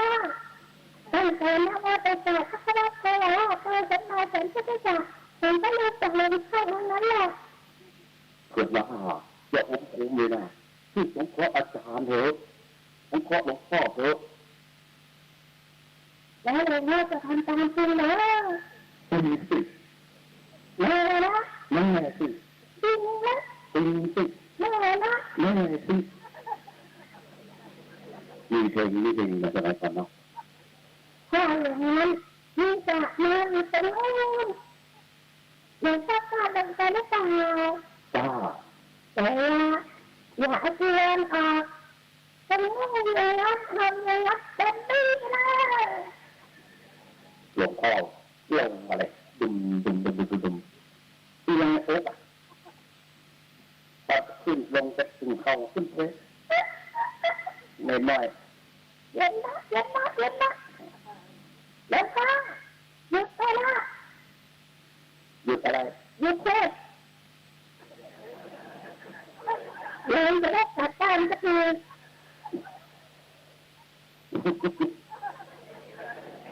มันลงมานี่จะได้อะไรทีนี้ก็ พ่อมันขึ้นมาเถอะหลวงพ่อก็ขึ้นมานั่งพับเรียบร้อยอยู่ในบนกุฏิหลวงพ่อเป็นหลวงพ่อนะมันไม่ตั้งใจจะแกล้งหลวงพ่อแต่ว่าอยากจะทดลองน้ำใจหลวงพ่อแล้วคราวนี้หลวงพ่อจะตัดอะไรหรือเปล่าตอนนี้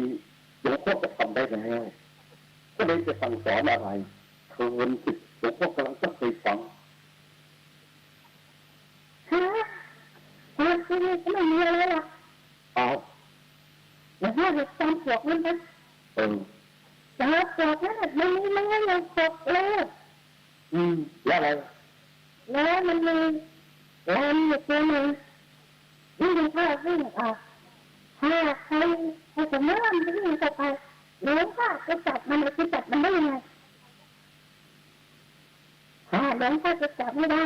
หลวงพ่อก็ต้องหาเศษไม้เศษอะไรต่างๆไปอุดแล้วก็ฆ่าเลยแล้วจับมันไปเลยเดียวหลวงพ่อจะจับมันได้ง่ายได้เลยขอบคุณมากขอบคุณมากรู้ได้ยังปัญหาที่รู้ได้ยังรู้แต่ว่าคนเราได้มีทวารหกจักขุโสตาจักขุโสตคานะชิวหากายมโนทวารหกจิต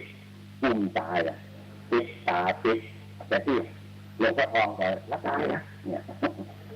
รักษาเอาสติมาอยู่ที่ใจมาอยู่ที่จิตเดียวพิจารณาจิตแต่ว่าเอาพิจารณาที่ต้องแต่ว่าหลวงพ่อองค์นั้นพิจารณาเจาะ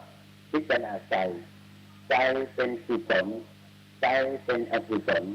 ใจสงบใจไม่สงบก็รู้อันก็สำรวมที่ใจ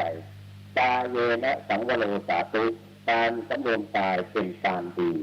มนาสาสังวโรสาตุการสำรวมวาจาก็เป็นการดีมัดเพราะวาจายะสังวโรสาตุการสำรวมวาจาก็เป็นการดีมนาสาสังวโรสาตุยิ่งสำรวมจิตสำรวมใจก็เป็นสิ่งที่ดีเพราะฉะนั้นพระพุทธเจ้าตรัสว่ามโนกุพังคมาธรรมามโนเศรษฐามโนมยาสภาวะธรรมทั้งหลายมีใจเป็นหัวหน้ามีใจประเสริฐสุดจะสำเร็จแล้วเพราะใจ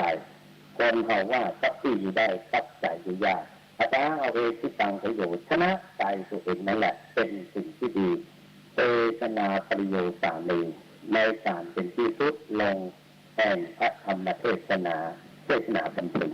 ว่าได้สมควรเกิดเวลาพุทธานุภาเวนะด้วยอำนาจแห่งคุณพระพุทธเจ้าธรรมานุภาเวนะด้วยอนุภาพแห่งคุณพระธรรมเจ้าสังฆานุภาเวนะด้วยอนุภาพแห่งคุณพระสงฆ์เจ้าตลอดถึงผู้สนผลบุญที่ญาติโยมได้กระทำบำเพ็ญมาแล้วตั้งแต่เริ่มต้นจนถึงอวสานต่อผู้สนนั้นผลบุญนั้นจงปกปักพิทักษ์รักษาญาติโยมทั้งหลายทุกท่านขอให้ราชปราศจากทุกโศกโรคภัยมีพลานามัยสมบูรณ์แข็งแรงมีโชคมีลาภมีนาหาได้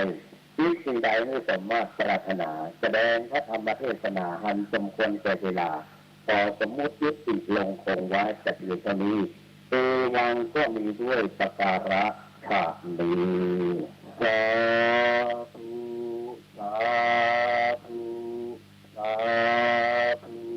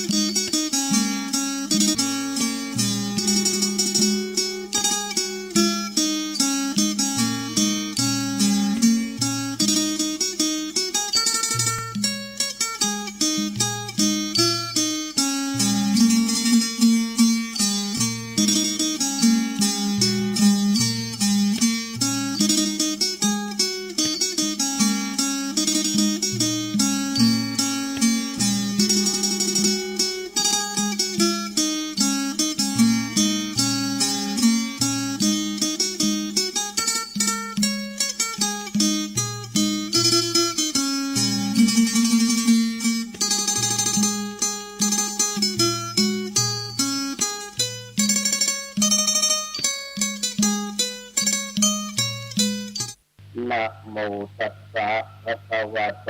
อะระหะโตสัมมาสัมพุทธัสสะนะโมตัสสะภะคะวะโตอะระหะโตสัมมาสัมพุทธัสสะนะโมตัสสะภะคะวะโตอะระหะโตสัมมาสัมพุทธัสสะอัตถะทังปะเทนะพหุนาปินะหาปเยอัตถะถามะปิญญายะสัทธัสสะสุโตสิยาติอิวาระณโอกาสแบบนี้อาตมาภาพจะได้ชี้แจงแสดงธรรมะอันเป็นหลักคำสอนในทางพระพุทธศาสนาเพื่อเป็นการเฉลิมฉลองศรัทธาความเชื่อพระสาธะความเลื่อนไปในธรรมของสมเด็จพระสัมมาสัมพุทธเจ้าแล้วจะได้น้อมนำเอาธรรมะมาเป็นหลักสำหรับประกอบกับการดำเนินชีวิตประจำวันตามสมควรแก่เวลาเอามือลงแล้วบนตักได้นั่งฟังสบายแต่ต้องเกรงอย่างแต่เมื่อองค์เทศเกรงคนเดียวก็พอละหนักแต่หนักกว่าครูบาอาจารย์ก็มาฟังเมื่อก่อนนั้นบอกเลยจะพบสถานได้พันนาก็สุกว่าเกิดมาเป็นทหารของพระพุทธเจ้าเมื่อออกสงครามจะพยายามไม่สะทกสะท้านแต่ว่าขึ้นมาแบบนี้ขาสั่นยงและก็ดีใจพระญาติโยมที่รู้จักนักถือหลายท่านครูบาอาจารย์ที่เคารพนับถือหลายองค์ก็มีกำลังใจครูบาอาจารย์บอกว่าถ้าจะพูดจะต้องสั่นเนิ่นทันใจสบายๆบอกว่าขอบคุณแต่วันนี้มีความพอใจที่ว่าท่านศรัทธาญาติโยมโดยเฉพาะอย่างยิ่งคณะศรัทธาญาติโยมที่ติดตามขบวนรถด่วนให้มาฟังวันนั้นไปตัดวันพฤหัสบดีอะไรมาก็ล้อออกอากาศวันพฤหัสบดีเปิดฟังก็ได้อู้กับผู้จัดท่านที่สถานีวิทยุคือท่านอาจารย์วิสุวัฒน์บอกว่าบัดต้องแล้วล่ะวันนี้ศรัทธาฟังเสียงยินละก็ฟังได้รายการนี้ก็พอละแต่ท่านก็บอกประยอมแต่นี่อาตมาได้จัดสาธุชนหลายท่านอยากจะรู้จักอาตมามันเป็นตัวมอกใจแต่ที่เจ้าคุณสุวรรณเมธีหรือพระมหาแสวงมักจะบอกยี่ห้อตัวเก่าเสมอว่าอาตมาภาพสมัยก่อนกับพระครูอาทรสุวรรณโมรีหรือพระมหาแสวงเปลี่ยนทำ7 ประโยคบอกทุกครั้งยังบอกผ่านต้องโผเป็นรองหูมาถามมันถามนี่แต่ก็พอมันได้ว่าเห็นละแต่ตอนนี้ได้มาหันศรัทธาญาติโยมขบวนรถส่วนมากันมากมายมากันนักจำนวนเขามากันทุกวัยลายละอ่อนก็มาแต่ที่หันคุณน้องคุณหนุ่มจะน้อยไล่เสิร์ฟน้ำปลื้มใจชื่นใจอย่างนี้มองหันความรุ่งโรจน์ของศาสนาความมั่นคงความถาวรของศาสนาจะต้องถึง5,000 วาระแน่เมื่อท่านผู้นำของจังหวัดเชียงใหม่หลายท่านคณะกลุ่มหนุ่มสาวก็ดีแต่ที่นายกเทศมนตรีได้มาอะไรมาเคยมาสอนเป็นวิทยากรอบรมวิปัสสนากรรมฐานที่มหาวิทยาลัยสงฆ์ทุกวันอาทิตย์ระยะต้นหาเสียงอาตมาก็ได้อ่านหูจะมีความตื่นใจว่าสตรีเชียงใหม่มีความสามารถ ได้สมัครเป็นนายกก็ยังชื่นชมอยู่เป็นถึงด็อกเตอร์แต่ชื่นชมวันนี้ได้มาอ่านตัวจริงทีนี้มาอู้ถึงวิปัสสนานั้นประเด็นนี้ทางคณะสงฆ์ส่งเสริมที่มีการประพฤติปฏิบัติที่มจก็มีการปฏิบัติและก็ที่วิทยาสถานปฏิบัตินานาชาติอำเภอสันทรายแต่ที่อ่านอยู่อาตมาเคยเป็นวิทยากรอบรมปฏิบัติเช่นคือของมหาวิทยาลัยสงฆ์และจะอยู่ในการดูแลของคุณพ่อสมบูรณ์กันทป่าจะมีการอบรมตั้งแต่วันที่8 ถึงที่ 10 2 คืน 3 วันหรือ3 วัน 2 คืนเนี่ยแล้วก็ลืมไปละให้รู้รายละเอียดก็ไปถามคุณพ่อสมบูรณ์ท่านนะเพราะนั้นโดยปฏิบัติที่ท่านโดยจะเป็นวิทยากรสถานที่นั้นร่มรื่นดีบรรยากาศเหมาะแก่การเจริญสมาธิภาวนาเป็นอย่างยิ่งอะไรศรัทธาญาติโยมสาธุชนทั้งหลายวันนี้ได้นิมนต์จะมาจากพระธาตุเจ้าศรีจอมทองได้นำเอาธรรมะมาเทศที่ก็ท่านอาจารย์ใจบอกว่าวันนี้ผู้ปล่อยเป็นที่โน้ตเพราะว่าออกอากาศเลยอาตมาแต่ยังนึกอยู่นะจะต้องมี2 อย่างได้ทั้งคำชมและคำติมองว่าพิจารณาโทรศัพท์จะเป็นยังไงท่านสาธุชนทั้งหลายการที่เราท่านทั้งหลายได้จัดให้มีการเทศนาธรรมที่ปัญหาออกมาว่าพระพุทธเจ้าพุทธกิจของพระพุทธเจ้าที่เป็นอย่างไรอันลูกศิษย์อันลูกหลานได้ตอบแล้ว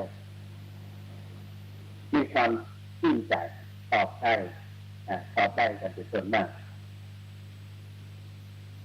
ว่าพระพุทธเจ้านั้นได้ตรัสรู้แล้วก็ยังทำพุทธกิจยังทำหน้าที่เพราะฉะนั้นคนเราทุกคนมีหน้าที่ทั้งโดยแต่งตั้งและทั้งโดยที่ไม่แต่งตั้งหน้าที่มาถึงชีวิตที่จะต้องทำกรรมที่จะต้องรับผิดชอบสิ่งที่จะต้องทดสอบ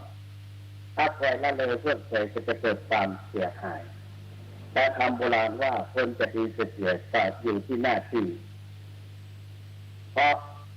หน้าที่บอกให้รู้ถึงความสามารถของแต่ละท่านแต่ละบุคคลทางโบราณว่าหน้านอกบอกความงามหน้าในบอกความดีหน้าที่บอกถึงความสามารถหน้าที่นั้นโดยตรงที่ทั้งโดยแต่งตั้งโดยบริแต่งตั้งโดยที่บริแต่งตั้งก็คือเป็นหน้าที่โดยธรรมชาติเป็นพ่อเป็นแม่เป็นลูกหน้าที่โดยแต่งตั้งก็ยังนายกเทศมนตรีที่ถ้าได้เลือกตั้งแต่งตั้งก็เป็นมาได้เพราะนั้นทุกคนจะต้องทำตามหน้าที่ในพระพุทธศาสนาก็เหมือนกันมีหน้าที่เหมือนกันหน้าที่ของอุบาสกอุบาสิกามีหน้าที่เรียกว่าคุณสมบัติของอุบาสกอุบาสิกา1จะต้องมีศรัทธามีศรัทธา2จะต้องมีศีล3บัตรมงคลตื่นข่าวที่เชื่อสัมและเชื่อมงคล4ประกาศแสวงหาบุญนอกพุทธศาสนา5บำเพ็ญบุญไปในทางพุทธศาสนาเพราะนั้นศรัทธาสาธุชนจึงได้ชื่อขนานนามว่าเป็นศรัทธาวัดอันนี้สู่คำนำไม่หรอกศรัทธาวัดสู่คำศรัทธาวัดหม้อคำตวงศรัทธาวัดไฟหินอาตมาอยู่จอมทองศรัทธาวัดพระธาตุจอมทองมีถึง2,000 กว่าครอบครัวศรัทธาวัดพระธาตุจอมทองที่นี่ศรัทธานะแต่ว่าเนี่ยแต่ว่าความเชื่ออย่าง1เชื่อสัม1เชื่อสัม กรรมก็คือการกระทำทั้งในอดีตและปัจจุบันตลอดถึงจะทำในอนาคตและจะเป็นไปตามกรรมพระพุทธเจ้าตรัสว่ากรรมมุนาวัตติโลโกสัตว์โลกย่อมเป็นไปตามกรรมเชื่อกรรมประการที่สองเชื่อผลของกรรมเชื่อผลของกรรมทำดีจะได้ดีทำบ่ดีจะได้บ่ดีอย่างวันนี้หมู่เราทั้งหลายได้มาทำดีมาพร้อมเพรียงพระพุทธเจ้ายกย่องแต่ถ้าทำตรงกันข้ามนี้พระพุทธเจ้าบัดสรรเสริญหนีแล้วล่ะประเด็นที่เรามีความสามัคคีกันพระพุทธเจ้าตรัสว่าสามัคคีสุขาสังฆะสามัคคีความพร้อมเพรียงของหมู่ของคณะทำให้เกิดความสุขอันนั้นจึงมีคำสอนไว้ว่าสามัคคีกันไว้เถิดประเสริฐรนเป็นแรงดลผลักดันให้หันษาจะทำจิตน้อยใหญ่คงได้มาสมคำว่าสามัคคีมีพลังวันนี้พลังสามัคคีโอ้หนักแต่หนักกว่ามาจากที่ไหนหลายปีเนี่ยพลังแห่งความสามัคคีของเจ้าพุทธนี่ก็คือประการต่อไปก็คือหนึ่งเชื่อกรรมสองผลของกรรมประการที่สามกรรมสัจจาศรัทธาที่เรียกว่ามีกรรมเป็นของตัวอันนั้นคนเอาเกิดมาเหมือนกันสักคนลูกก็เดียวไม่เดียวก็เหมือนกันรูปนิสัยใจคอก็เหมือนกันพุทธิหรือภูมิปัญญาตลอดถึงบุญกุศลก็บัดเท่ากันถึงจะแตกต่างกันให้แน่อันนักก็แน่บางทีกับเราฟ้ากระบี่อันนั้นมีกรรมเป็นของเฉพาะตัวจะเที่ยวแพร่ก็ไม่ได้ประการสุดท้ายตถาคตโพธิสัตถาเพื่อการตรัสรู้ของพระพุทธเจ้าเอาที่ว่าศรัทธาที่ว่าศรัทธาเพราะว่าเขามีความเชื่ออย่างนี้จึงได้ชื่อว่าศรัทธาอันนี้คือหน้าที่ของเขามีความเชื่ออย่างนี้ทีนี้เราจะมาพูดถึงเขามีคนเราทั้งหลายที่ว่ามีรูปกรรมต่างๆกันแต่ล้วนแล้วแต่การประกอบกรรมไม่เหมือนกันอย่างมาวันนี้ถามว่าจะได้เหมือนกันหมดป่ะได้ไม่เหมือนกันมาฟังวันนี้ไหนจุดสีสังละเตปัญญาผู้ตั้งใจฟังย่อมได้ความรู้หรือได้ปัญญาจะได้เท่ากันจะได้เท่ากันเอาพระเจ้าเทศนาธรรมเวลาจะไปเทศนาธรรมที่ไหนพระเจ้าจะเข้าฌานพอกันรวดดูจักผู้ที่จะเวนยศักดิ์ผู้ที่จะพอแนะนำได้ผู้ที่จะได้บรรลุมรรคผลตรวจดูคาแท้คายรัตนิยามไก่ติดห้องคนนั้นติดปุ๊บไก่ทุกไก่ก็ไปบางท่านก็ต้องตัดเต้าเย้าแย่บางท่านก็ประพฤติตามบางท่านก็โอนอ่อนพอตามบางท่านถึงแม้ว่าจะเกิดศัตรูผู้อาฆาตอย่างร้ายแรงพระพุทธเจ้าก็ต้องทำถ้าเพื่อการบรรลุมรรคผลอันนั้นพระพุทธเจ้าจะได้ตรวจยานแต่ว่าอาตมามันมียานที่เศษได้สามารถจะที่ญาติโยมเทศและก็เพาะไปเป็นคนดูเมื่อปัจจัยต่างคนก็ต่างยังบำเพ็ญเหมือนกันทำไมแต่ก่อนนี้มีญาติโยมเข้ามาเฝ้าพระพุทธเจ้ามีพระเจ้าคนหนึ่งรออยู่ข้างนอกอันที่ทุกทั้งหลายเข้ามาเฝ้าพระพุทธเจ้าท่านก็มาเข้าไปเพื่อเกรงใจรอพระพุทธเจ้าเข้าไปรอมันได้ก็มาหันออกมาสงสัยไปยื่นว่าหันว่างเปล่าตกใจสงสัยจึงเข้าไปกราบพระพุทธเจ้าเข้าไปพระองค์ที่เจริญเมื่อกี้ข้าพระพุทธเจ้า ได้เห็นที่สุมาเป็นจำนวนมากมายแต่ตอนนี้ไปไหนแล้วก็จะหาดูก่อนตอนนี้ท่านเหล่านั้นไปหมดแล้วเขาไปทางไหนพระพุทธเจ้าทำไมไม่เห็นเขาเหาะไปเหาะเอาหน้าต่างไปหมดแล้วเลยมาก็ได้จะออกไปตัวอันที่เหมือนกันและต่างประเทศเห็นมาได้เหมือนกันมีพระเจ้า5 ตนพระเจ้า5 ตนพอฟังเทศโอ้โหพาม5 คนมาฟังพระพุทธเจ้าเทศตอนนั้นเทศอยู่ในป่าเชตวันอยู่ในสวนป่าไม้มีพระอานนท์ถวายงานพระทีวีพระพุทธเจ้าเข้าใจว่านั่นน่ะหน้าหอน่ะในคณะที่พระพุทธเจ้าเทศเราต้องใช้ไมโครโฟนเสียงคำรามดุจราชสีห์พราหมณ์เหล่านั้น5 คนนั้นมีอาการต่างๆกันตอนนึ่งนั่งเหงารับงกพุกไปพุกมาตอนนึ่งเอามือขีดแผ่นดินขีดไปขีดมาตอนคนนึ่งกว้างป๊อกกว้างแป๊กดึงไปดึงมาตอนคนนึ่งแหงดูบนฟ้าตอนคนนึ่งตั้งใจฟังเมื่อพราหมณ์เหล่านั้นตีไปแล้วพระอานนท์ตีทูลถามพระพุทธเจ้าข้าแต่พระองค์ผู้เจริญพราหมณ์ทั้ง5 คนนั้นได้มาฟังเทศของพระองค์หรือฟังธรรมของพระองค์เห็นพระองค์คำรามดุจราชสีห์ใจพราหมณ์ทั้ง5นั้นมีพฤติกรรมแตกต่างกันทุกตัวค่ะพระพุทธเจ้าบอกว่าแล้วแต่อุปนิสัยคือจำเขาติดตามตัวมาถ้าเมื่อเขาเป็นไปอย่างนั้นคนที่นั่งรับนั่นนะครับเขาได้ทำมาอย่างจัดแล้วผู้ได้เจ้าว่าเกิดเป็นพญานาค500 เจ้าตอนนี้ความจริงในการรับแบบนี้แต่ต้องรับเพราะฉะนั้นไถกินรับระวังมือเป็นมือมาจ้าแล้วก็เป็นหน้ามาแล้ววันนั้นละอ่อนอะไรแม่แต่ร่างฉันก็ต้มอยู่พอที่ฉันได้ที่มัน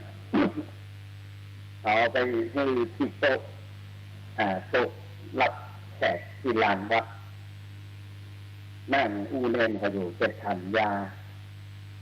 อันนี้หมายดีแบบรับปากมานะเนี่ยมีหลายโรคเหมือนกันแล้วท่านเหมือนกันโดยเฉพาะน้ำในหูบะเต้ากันมันเซลล์บะให้ไฟเหมือนรถที่ควงล้อบะเต้ากันยิ่งจังแต่นั้นจะพึงโตเป็นต้องคอเขาบอกว่าที่สุคุณนี่ก็ยังแบบคนใดเนี่ยไปเวลาเดินนี่จะตกต่ำแค่คนนั้นคนนี้ความจริงน้ำในหูบะเต้ากันประการที่ 2ความดันสูงด้านที่ 3ไขมันในเม็ดเลือดด้านที่ 4โรคเกาต์คุณแม่นั่นเนี่ยไอ้โรคเกาต์นี่ก็จะเป็นอย่างอื่นได้มาให้หัวเหมือนกันแล้วแต่ว่าโรคเกาต์เนี่ยที่เวที่สุดถ้ากินพิษเนี่ยทำเทนนี่โคเกอร์เขาเอาใส่เข้าใส่กำลังมันนึ่งไปกินแกงแกลำแตะเราว่าเขาถามเขาว่าแกงแค่ใต้แล้วไม่ใช่ค่ะเขาบอกว่าใช่ที่ทุกคนมาออดบอกว่าแกงแค่หมูทุกคนเรา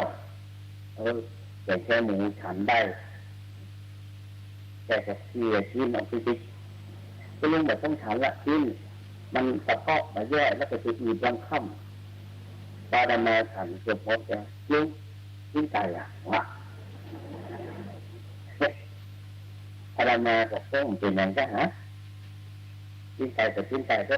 ชื่อเดียวก็ได้พอ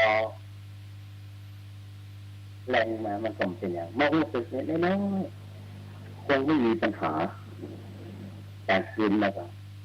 เดินมองรู้สึกย่ำมาเป็นฝ่าเท้าค งอดทนได้หน้าเที่ยงคืนเอาละเว้ยลุกอะไรเลยลุกต้องขันน้ำหน้าเลยอ่ะให้เบาอ่ะเจ็บว่าอ๋อจนจะห้องไปจำปุ๊บห้องไปจำตั้งไปจำเอาไปจำก็เลยเตือนได้เตือนสิ่งที่เก่านี่จะห้องให้ไผ่ฟังที่มีไผ่สักคนแล้วมีเฮาคนเดียวเนี่ยข้าเป็นลูกสถาคตผมจะอดทนถึงที่สุดขอผมมีสติเจ้าเลยจะมีเนื้อจิตใจข้าคือสิ่งของไม่มีใครที่จะสู้ข้าเจ้าหรือผมไม่มีทางที่จะสู้จิตใจข้าได้พระพุทธเจ้าตรัสว่าอัตตาหะเวทิตังสยโยชนะตนนั่นแหละเป็นสิ่งที่ดีหมอข้าจะลุกเหยียบให้ต้องรู้ลานลุกทั้งหมดย่านแตกตาโตโอ้ยนี่บังนี่ขอต้องชนะสู้ขอต้องโกชนะสู้หมายชนะจะเป็นที่แตกนะโอ้ยการไปห้องน้ำพอตีเรียบร้อยเบาเรียบร้อยยุบยากจะติดจะขอเจริญพิจารณากรรมฐานเจ็บหนอมีสองเสื้อหนึ่งจะได้ผลเข้ากรรมฐานปีพุทธศักราช 2538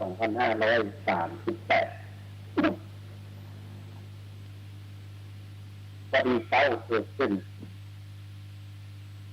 ไม่ทีสีนวลอันทึกกีฬาอันน้ำส่งไปถวายมันเกิดพบได้ที่แต่ยืมรถเอาส่งไปส่งอาตมาจังยาซ้ำไปติดยาเป็นเต้าแต่ตั้งเนี่ยไม่เลยจะได้มาได้เนี่ยต้องรู้ว่าอย่างครับจะแบบสภาวะธรรมกำลังเกิดเมื่อสภาวะเกิดที่มันต้องเจริญกรรมฐานและเจ็บหนอเจ็บที่ใจจะได้ปะไม่ไปเจ้าถ้าพระเจ้าไปเจ้าเป็นอาจารย์ที่มาจะได้เดือดนะเจ้าหมายความว่ายังไงก็ไม่ไปใช่ไหมใช่ไม่ไปเด็ดขาดคำพูดนี้เป็นสัจจะดีงั้นไปได้ขอบคุณค่ะเรียบร้อยอาตมาก็ดีไม่เช้ายันไปแต่ห้องไปกดโทรศัพท์คงยาป๋าที่ไอ้ป๋าไม่ใช่ป๋าป้อที่ไอ้ป๋าหมอป๋านี่ก็ปีนะโอ้นี่มันก็ปีก็ปีเป็นเสาจะบัดเอารถมาใส่กันไม่คือให้ตัวปีที่เจนาเจ็บหนอตัวปีกับพระแค่เอากระโดนขว้างอะไรปีใส่ไอ้ป๋าก็เอารถมาหักหนอแล้วจะฟีดเองเลยนะเห็นไหมเราต้องไปหาหมอหามือเลยนะพี่น้องผมจะฟีดนี่เล็กน้อยเนี่ยอย่างของมันเดินได้ก็น่าเงยที่สุดเจ็บเท้านะเจ็บตอนเท้าขีดตอนเท้าเพนประมาณเพนเริ่มได้แล้วหรอกมีครั้งหนึ่งจะมาเทศที่แสนกำแพงนั่งรถมาแวะทีนึงขีดแล้วพอลงรถก็อยากจะลงเดินดุ่มเหมือนกับเป็นไงก็ฉีดยาประมาณบ่ายโมงถึงบ่าย3ไม่ฉีดนอนเอา น้ำไปถวายมาเคาะประตูปักปักขออนุญาตค่ะเข้ามาได้ขอโทษเป็นยังไงบ้างคะตอนนี้เดินได้แล้วหรอนั่นแหละข้าเจ้าว่าแล้วต้องพิจารณาจุดหนอแสดงว่ามันหลุดออกไปแล้วใช่ไหมคะเลยบอกว่าเอาไปฉีดยาล่ะนั่นเหรอคะ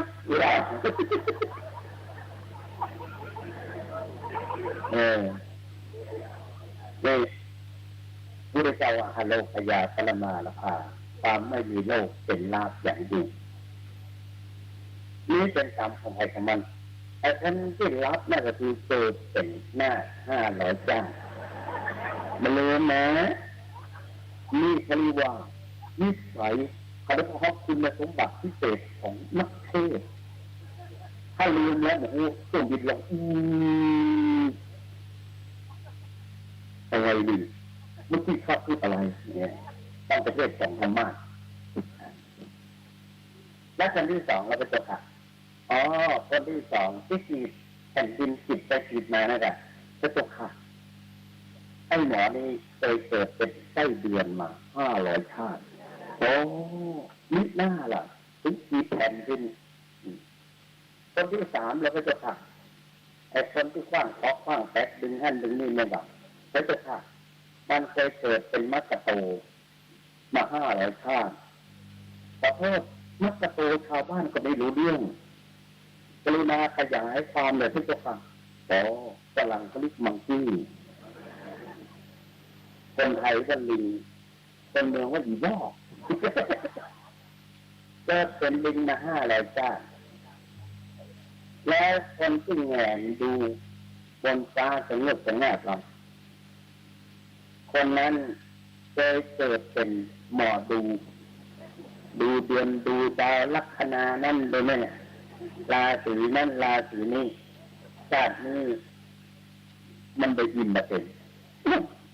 แล้วคนที่นั่งฟังแท้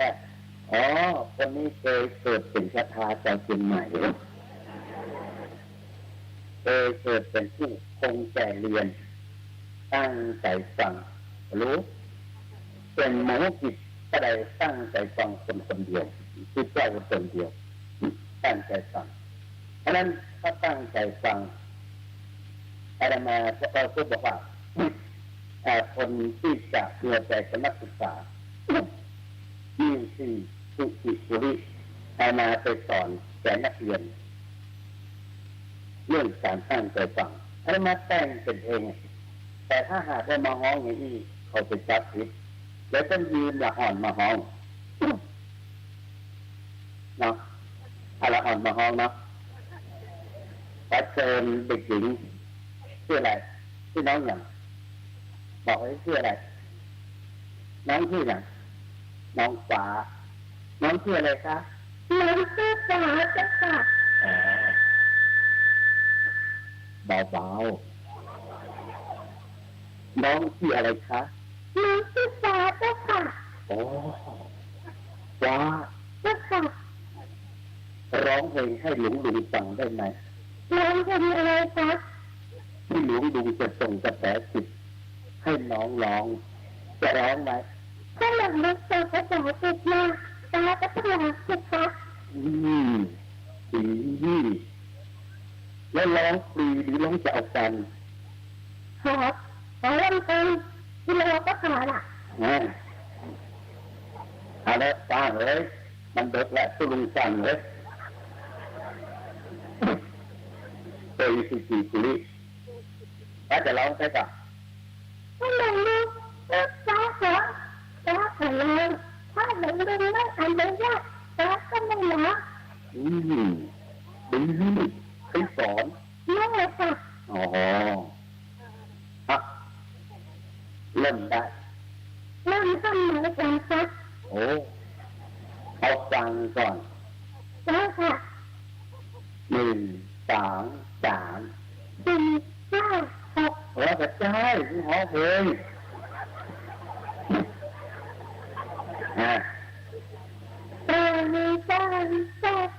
ดเป็นฟังให้ดังดีหนา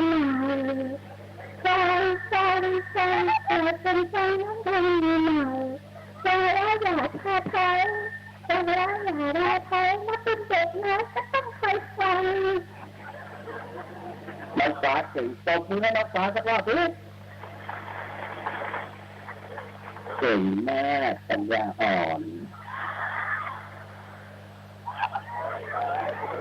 ใจจะว่าเงียบเลยเนาะ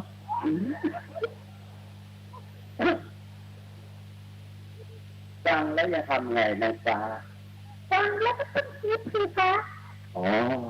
ต้องคิดด้วยใช่ค่ะฟ้าร้องได้ไหมก็ฟ้าร้องฟ้าร้องก็ฝนตก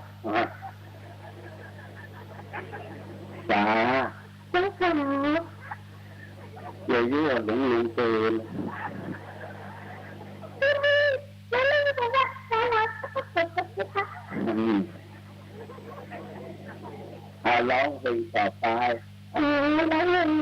ร้องฟ้าร้องก็ต้องคิดร้องได้ไหมเป็นแค่อย่างนั้นร้องเพลง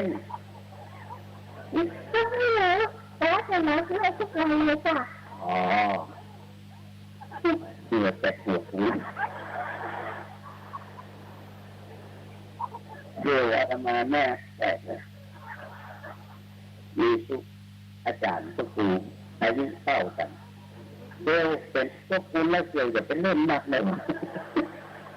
นี่หลังข้าอายเรื่องนี้เกี่ยวยึดเส้นเดี๋ยวพอเสียกับเสียกันแล้วเกี่ยวห้องเพลงนี่นะไปเล่นเนี่ยแค่เล่นอย่างว่า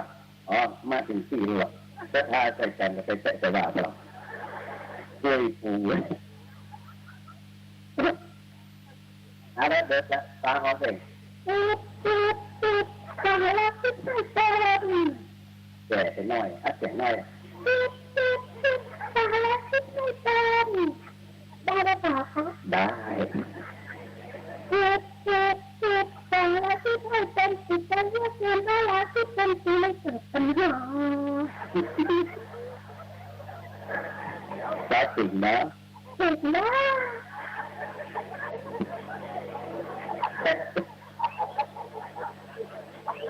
เรื่องนี้ก็ไปฝากแกหรือเปล่าเนี่ย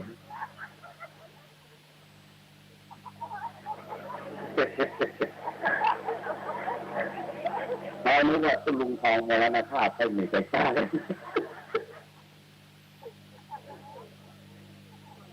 แล้วก็มีอะไรอีกนี่ป้าถาม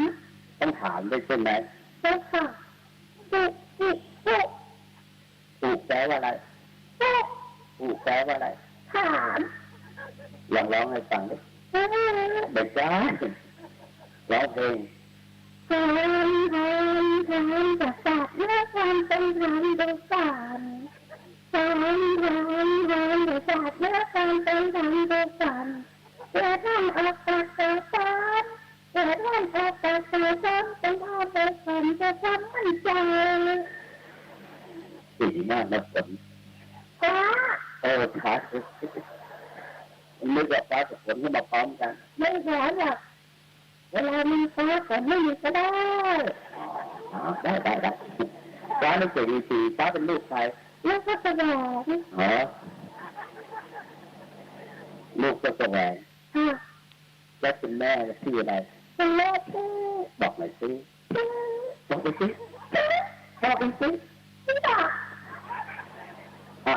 ฟ้าร้องเพลงสุดท้ายมีอะไรนะฟ้า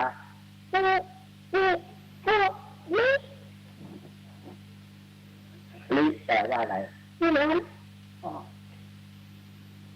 มาบอกใกล้ๆมือสั่นนั่นแหละคุณพ่อยกแม่กันมาสักวันเนาะคุณแม่จะวนกันให้ตาไว้ได้ค่ะ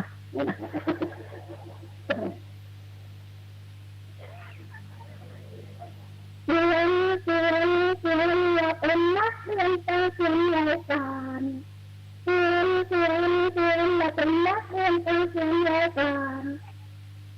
อะไรต่อลืมไปแล้วลืมไม่ได้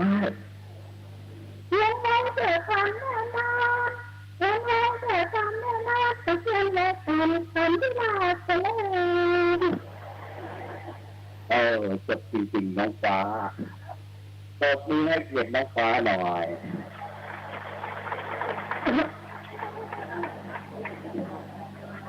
อีกเลย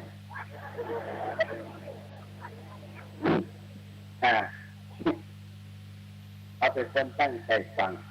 ที่ได้ความรู้ทีนี้ท่านจะได้พูดอะไรเพราะท่านลืมไปนั่นเลยลืมตั้งตัวว่าที่เกี่ยวมาจบตั้งคือว่าแต่ถ้าทางพระเถระพระหุนาปิมหาปเยแต่ถ้าถามมาปิยยะแต่ถ้าถามเป็นสุโตติยาแต่ถึงให้ใจความว่าคนเราถ้าไม่ควรจะพลาดประโยชน์ของตัวเก่าเพื่อประโยชน์เพราะประโยชน์ของคนอื่นแม้มาก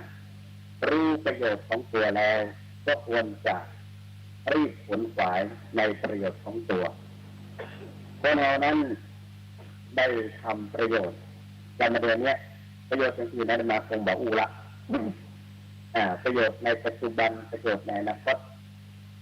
คงจะบอกอูแต่อูก็มันชัดๆก็คือว่าในปัจจุบันนี้ประโยชน์ที่เขาพระพุทธเจ้าตรัสว่าประโยชน์ปรมัตถประโยชน์อย่างยิ่งคือพระนิพพานแต่จะเริ่มต้นมาจากประโยชน์พื้นฐานคือที่เขาทำถ้าเราปรารถนาที่จะให้ตนเองนั้นประสบความสำเร็จในชีวิตหรือจะประสบความสุขพระพุทธเจ้าตรัสว่าความสุขของมนุษย์นั้นมีอยู่ย่อที่สุดคือความสุขกายสุขใจสองอย่างขยายเอาไปก็คือมีอยู่สี่อย่างความทุกข์เกิดจากการมีทรัพย์ทุกข์เกิดจากการจ่ายทรัพย์บริโภคทุกข์เกิดจากการจะต้องเป็นหนี้และทุกข์เกิดจากการทำงานปราศจากโทษและอาจจะต้องมีการคนขวายมีการเริ่มต้นศึกษาเล่าเรียนให้รู้ว่าเข้าใจและจะแสวงหาการงานทำตามอาชีพเพื่อที่จะให้เกิดความสุขพระพุทธเจ้าตรัสว่าทุกที่ทำกันทั่วไปนั้นเป็นความทุกข์ที่เป็นโลกิยะความทุกข์ของชาวบ้านเป็นโลกิยะและความทุกข์ที่เกิดเป็นโลกุตระอันได้แก่พระนิพพานซึ่งเราทั้งหลายได้ควรขวายได้กระทำกันในปัจจุบันนี้เริ่มต้นตั้งแต่รักษาศีล 2. บำเพ็ญศีลทาน 3. เจริญสมาธิภาวนาอย่างนี้ต่อเพื่อที่จะให้เกิดความสุขการรักษาศีลนั้นเป็นดอกเกิดทำให้สังคมมนุษย์นั้นอยู่เย็นเป็นสุขจึงทำให้เขาทั้งหลายนะอยู่เย็นเป็นสุขมาเบียดเบียนกันต้องเปลี่ยนกันมาเดี๋ยวนี้เปลี่ยนจำหน้าเพราะปฏิบัติฐานนะทิฏฐาสาเวรมณีสิกขาปตังสมาธิญาณนี่เพราะว่าแต่แล้วมันก็ที่มีพระเจ้าว่าปานาบังฆ่าซักละอ่อนว่าถ้ายุงซัดเอากดโต๊ะเนี่ยมันยังว่าพิมพ์เลยว่าเป็นจริงๆ5 ข้ออันนี้มาว่าทำไมต้นแต่งมาใหม่บ่รู้ใครแต่งมี5 ข้อ 1. ไม่พึ่งร้ายทำลายผู้อื่นก็คือบัฆ่าสัตว์เบียดเบียน 2. ไม่ทุจริตข้อโกงก็คือบัลลักทรัพย์ของคนอื่น 3. ไม่ประพฤติผิดในกามก็คือบัล่วงเกินสามีภรรยาคนอื่น 4. ไม่ล่อลวงกล่าวเท็จก็คือพูดความจริง 5. มีสติสัมปชัญญะอาตมาได้ยินท่านมหาธงรัตน์ว่าสติมาปัญญาเกิดสติเสลิดจะเกิดปัญหา ติมาปัญหาหายสติตายโชคร้ายแน่นอนสติดีจะมีสตังค์สติเหินห่างสตังค์ไม่มี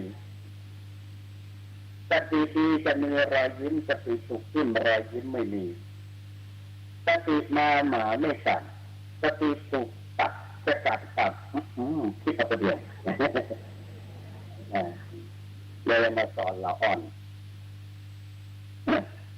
ห้องเป็นเพลงฟ้าจะร้องอีกไหมนะสติดีจะไม่มาวิ่งสติเธอขึ้นวางวินหนึ่งมีสติมาปัญญาเกิดสติเกิดจะเกิดปัญหาสติมาปัญหาหายสติตายโชคร้ายแน่นอนสติมาจับค่ะสติมาไม่จับค่ะสติถูกจับแล้วจะจับตัวเองคิดเองแล้วจับวันพรุ่งต้องเจอด่าแน่คืนนี้เขาจะปิดโทรศัพท์ข้างโน้นเขาจะดึงสายมันออกมีแต่อาศัยใส่กระพริบ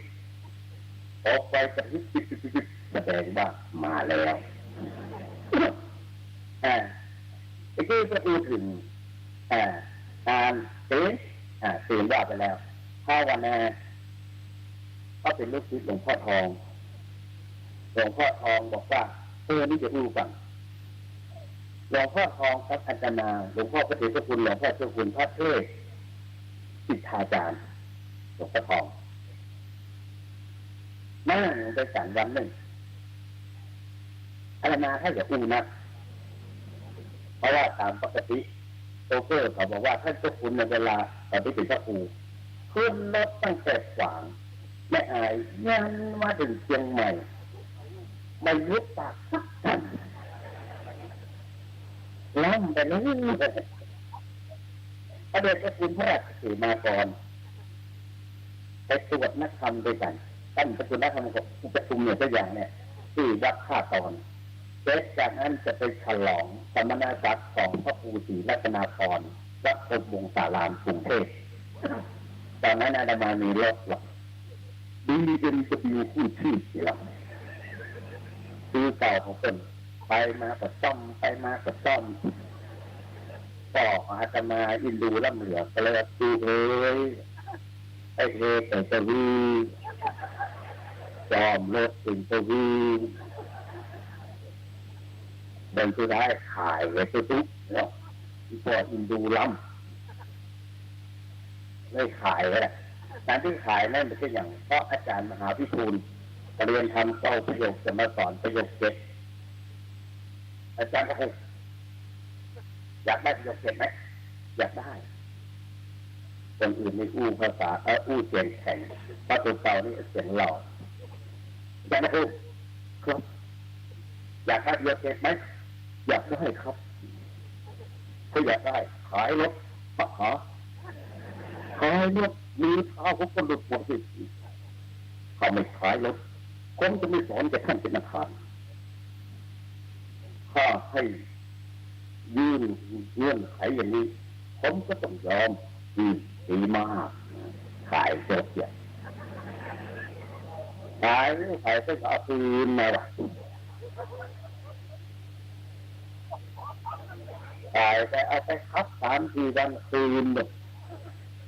เอาคืนแหละรถมันกินน้ำมันอยู่หรอกรถกินน้ำมันถ้ารถกินน้ำมันก็ถือมันกินอย่างนี้มันก็ต้องกินน้ำมันเหมือนกับทุกวันได้พอสุดท้ายได้อย่างนี้แม่บอกว่าขายสดเป็นอย่างออกเดี๋ยวนี้ฟังอยู่ทางบ้านเนี่ยเอาขาไปขายให้มันลุกไปถึงที่ไหนกันเนี่ยลืมไปไหนเนี่ยก็ไปเรื่องขายรถขายร้านภาวนาเพราะอาจารย์เจ้าคุณ หลวงพ่อทองคำท่านมหาตอนนั้นเป็นท่านมหาแสดงเนี่ยครับชาตินี้ผมแค่ให้ท่านมหาได้สัก4 ประโยคก็พอแล้วอ๋อน้องอุ้งอะไรหลวงพ่อประเดี๋ยวนี้ผมได้ประโยค5แล้วนะทำไมจะต้องมีไปประโยค4ประโยค4ที่อาจารย์ว่านั้น1กินน้อยนอนน้อยพูดน้อยปฏิบัติมากรักษาเนี่ยหลบนับปากหายใจเข้าหายใจออกอัตติไปอยู่ที่ต้องหนอยุบหนอพอนั่งต้องหนอยุบหนอแต่เลยบอกลืมตาตั้งเอาตัวเองเอาไปใส่ทับแท็กออกมาโคนประตูเป็นว่าเป็น4 ประโยคอะไรมาจากของอื่นนักแต่หน่อยกินน้อยนอนน้อยพูดน้อยปฏิบัติหนักไม่ได้นะพระพุทธเจ้าได้ตรัสว่าประโยชน์ความสุขที่สุดนั้นก็คือการประพฤติปฏิบัติธรรมบรรดาญาติโยมมันเดินจงกรมการเดินจงกรมนั้นมีประโยชน์แบบอิดแบบอ่อนไปไหนไกลๆแบบอิดมันเหนื่อยอย่างก็กรมก็อย่างว่าสมบูรณ์กันท่าตาแม่อย่างว่าลืมไปแล้วแม่บุญคุมเนี่ยต้นขึ้นกุฏิท่านลงกุฏินี่ถ้าบัดเดินจงผมนะรับรองมาอีกเนี่ยแต่ถ้าเดินจงผมแบบอีกบันเลยขึ้นสูงลงต่ำบันเลย2กินอาหารแล้วบันเน่น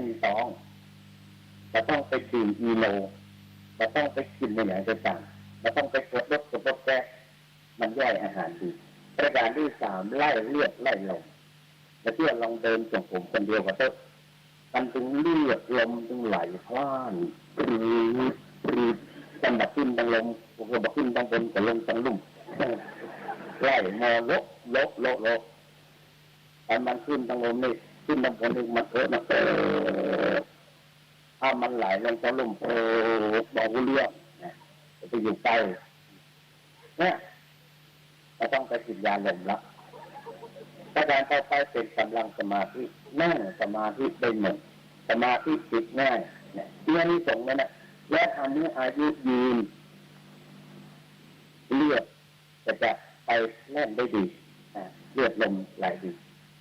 นั่งสมาธิเหมือนกันนั่งสมาธิพองหนอยุบหนอพองหนอยุบหนอ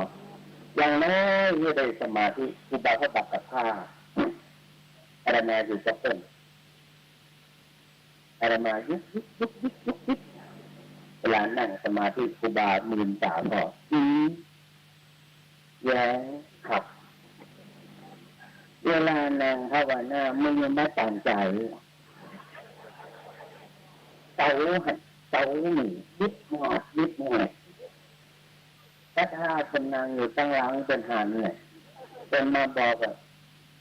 ตูแหวนเนี่ยนางแก่แล้วนางแก่แล้ว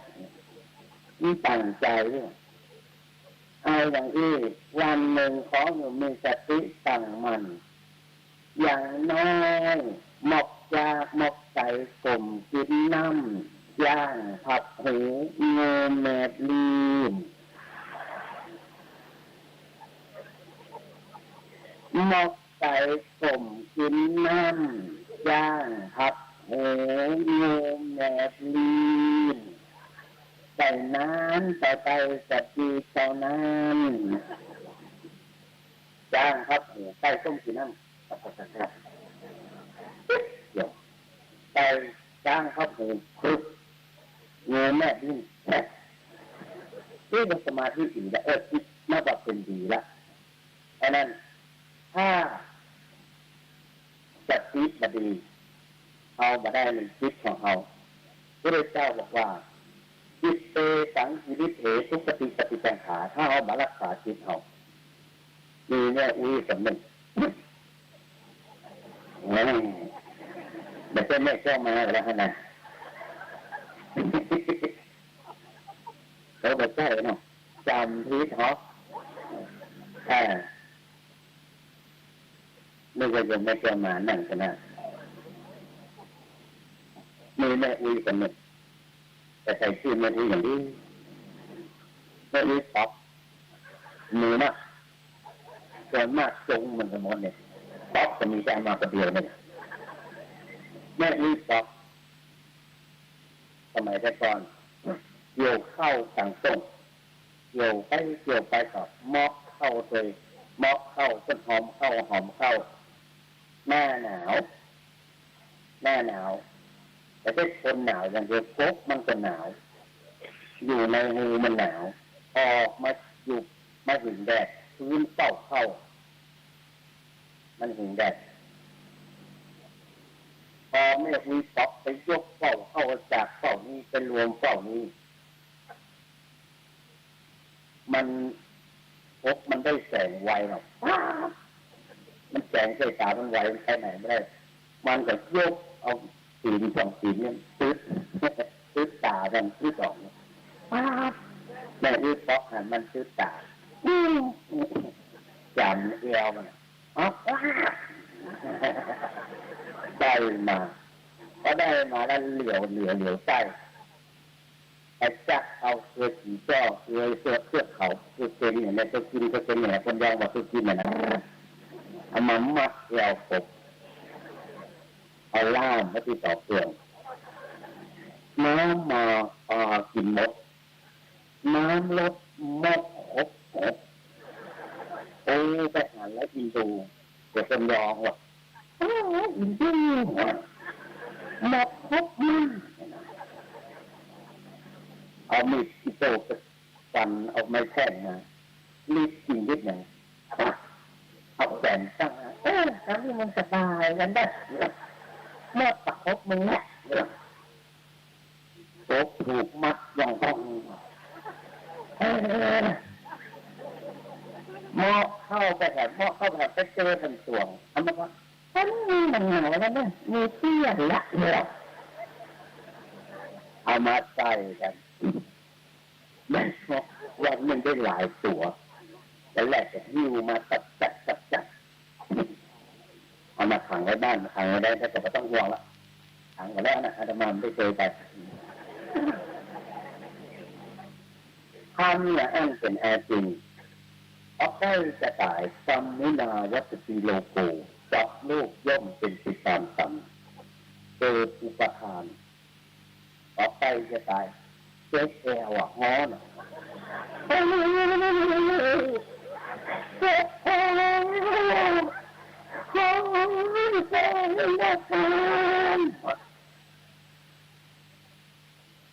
แล้วคนยังเนี่ยอุ้ย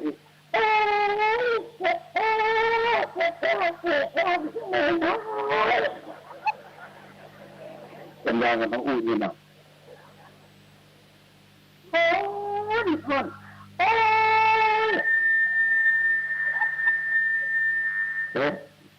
บอกเลยไม่ต้องเล่งไม้หาถ้าได้มาสิยกไม้เข้าไม้ออก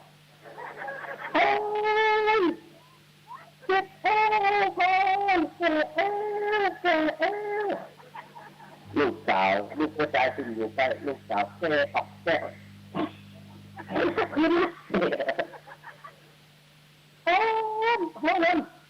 ฮ้อนสมัยก่อนน้ำแข็งมันหนีหรอก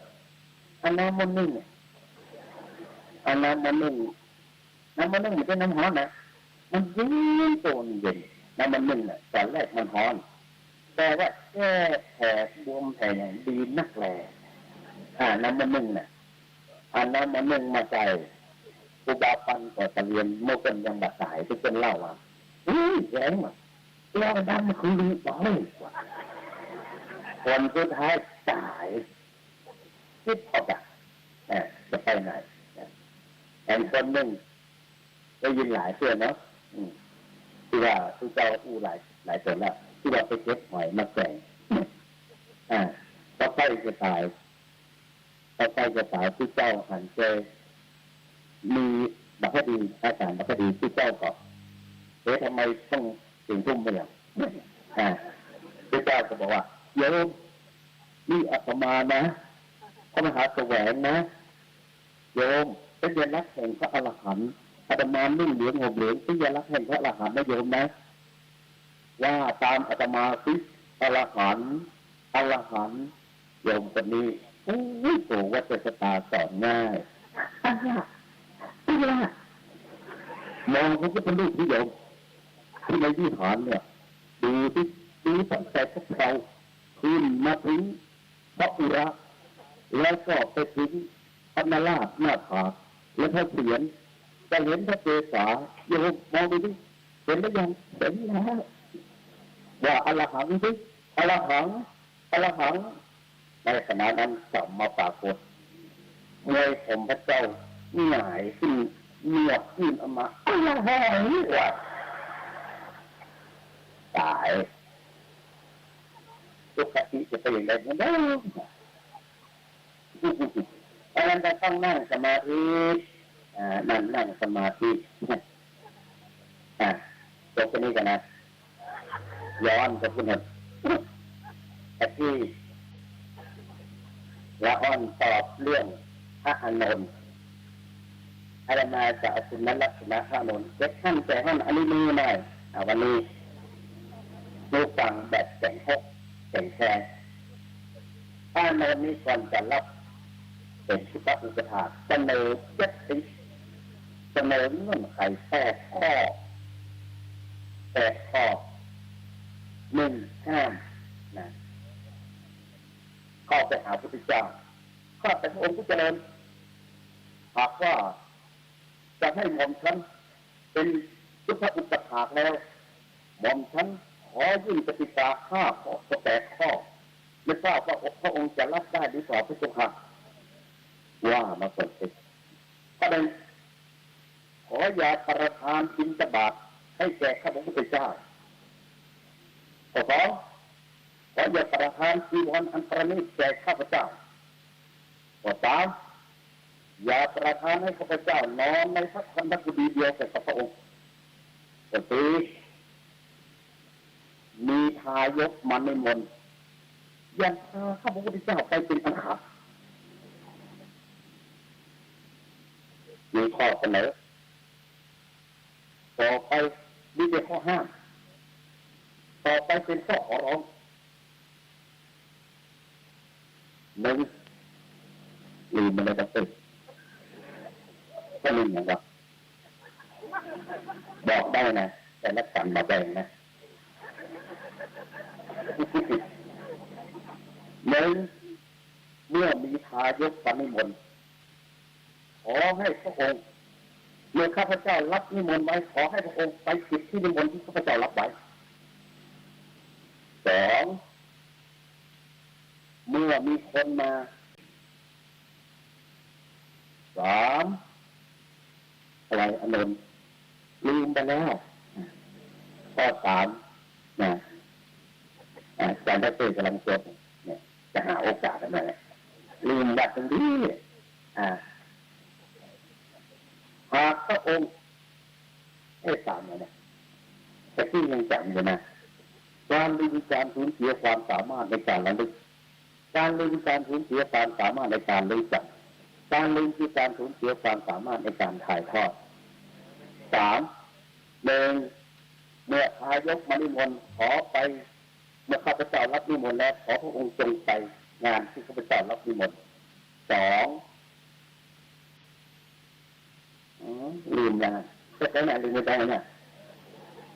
จำไงได้เป็นเมื่อกี้เนี่ยเมื่อมีคนมาต้องการจะเฝ้าขอให้นำเฝ้าได้ทุกขณะและข้อสุดท้ายเนี่ยข้ามได้ข้อเมื่อธรรมะข้อใดก็ตามที่พระองค์เทศนาที่อื่นแต่ถามเมื่อข้าพเจ้าเกิดความสงสัยขึ้นมาเมื่อไรขอให้ได้ถามได้ในโอกาสนั้นทันทีข้อที่ 4ไม่ต้องบอกหากธรรมะข้อใดที่พระองค์เทศนาในที่อื่นข้าพระพุทธเจ้าไม่ได้ไปรับเตอร์สวายไปแต่พระองค์ต้องกลับมาบอกข้าพเจ้าอีกครั้งหนึ่งพระพุทธเจ้าถามว่าอานนท์ตอนแรกทำไมห้ามไม่ให้ตัวข้อละคารหานินทาว่า พระอานนท์น่ะจะมีพระพุทธเจ้าเพราะงั้นแก่ลาภสักการะข้อสุดท้ายข้อที่5 3 4 5 6 7 8นะเพราะว่าแค่นี้บรรดาพระพุทธเจ้าก็มาเป็นข้อนะแต่ไม่เป็นข้อที่จริงจะบอกข้อเป็นข้อในมาเพราะว่าเป็นนี้อันนี้พูดถึงพระอานนท์นะพระอานนท์เป็นพุทธอุปถากและก็ตัดสินใจสละชีวิตเพื่อพระพุทธเจ้ามากมายหลายอย่างพอวันนี้เป็นชั่วโมงหนึ่งพอดีนะพอแล้วเนาะจะแถมกันแถมละคร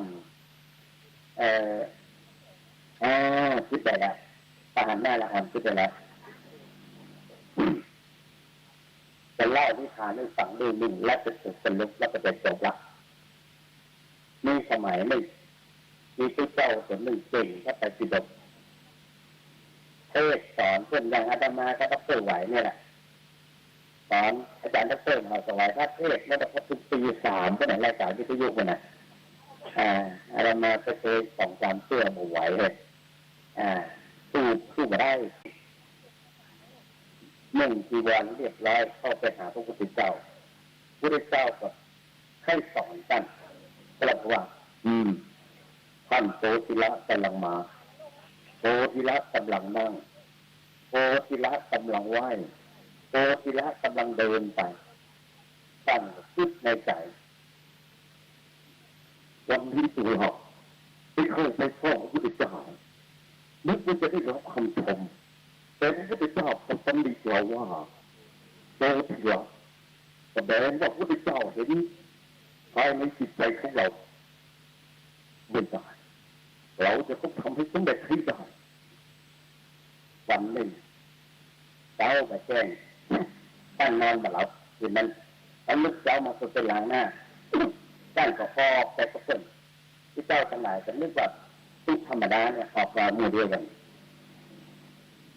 แจ้งมาก็ไปเข้าไปสำนักต่างๆแต่ขอเป็นสอนที่เจ้าเหล่านั้นก็บอกว่าเอาให้ท่านอาจารย์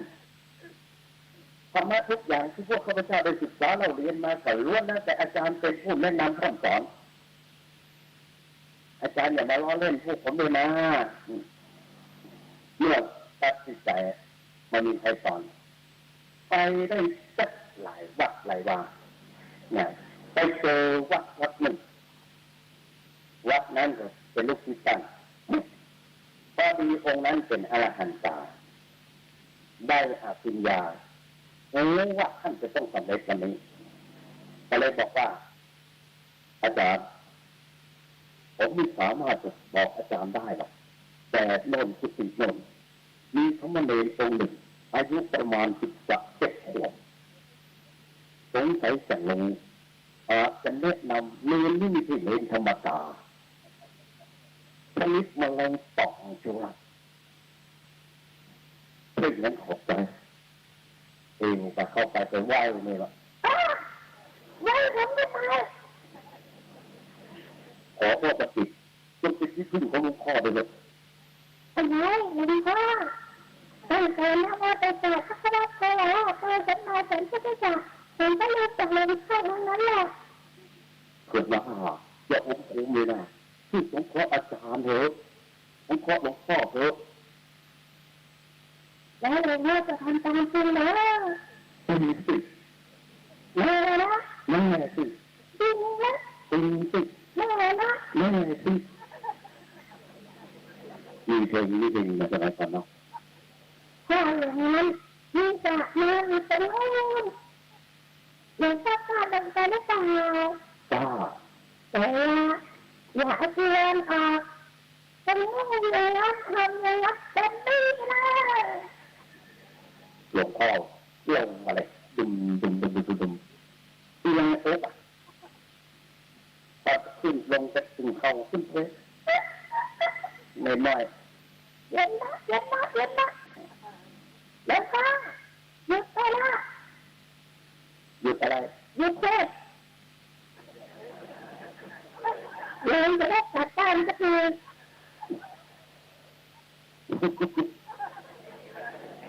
มึงลงมานี่จะได้อะไร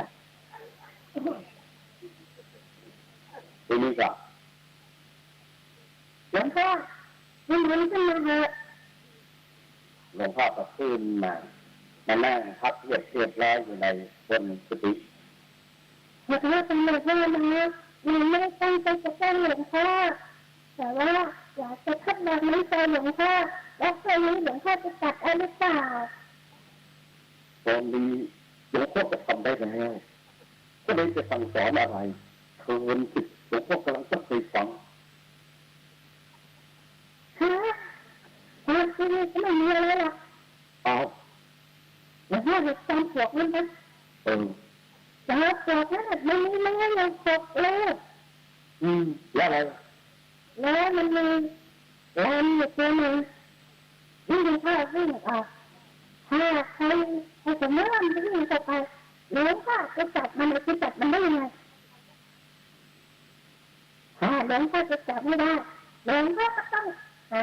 เศษไม้เศษอะไรต่างๆไปอุดแล้วก็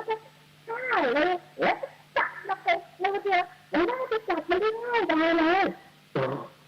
ขอบคุณครับขอบคุณครับรู้ได้ยัง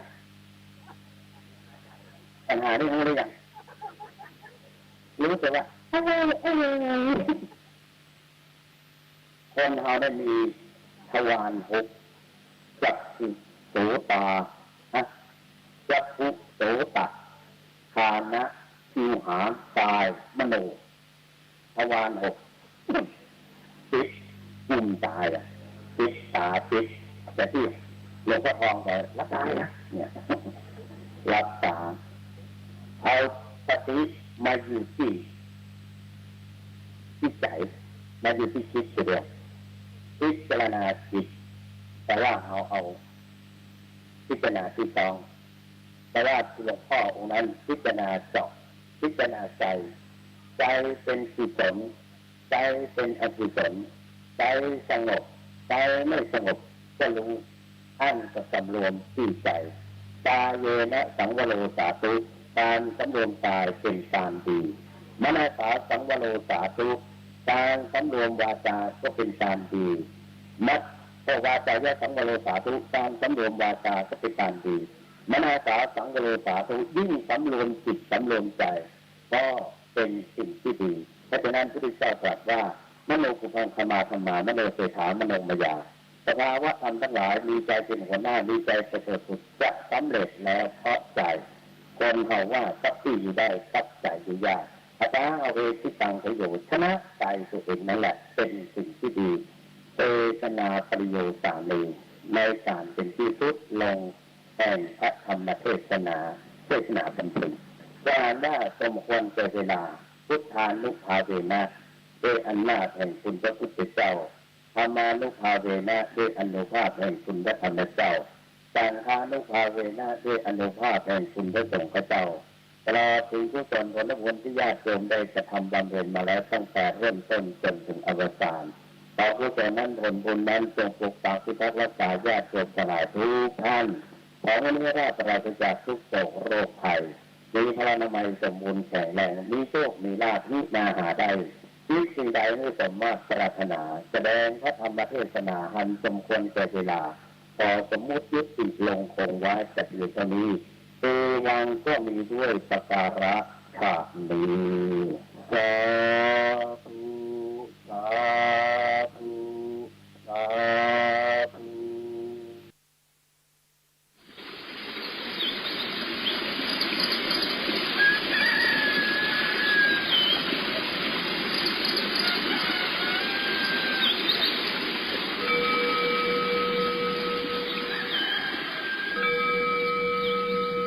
Mm-hmm.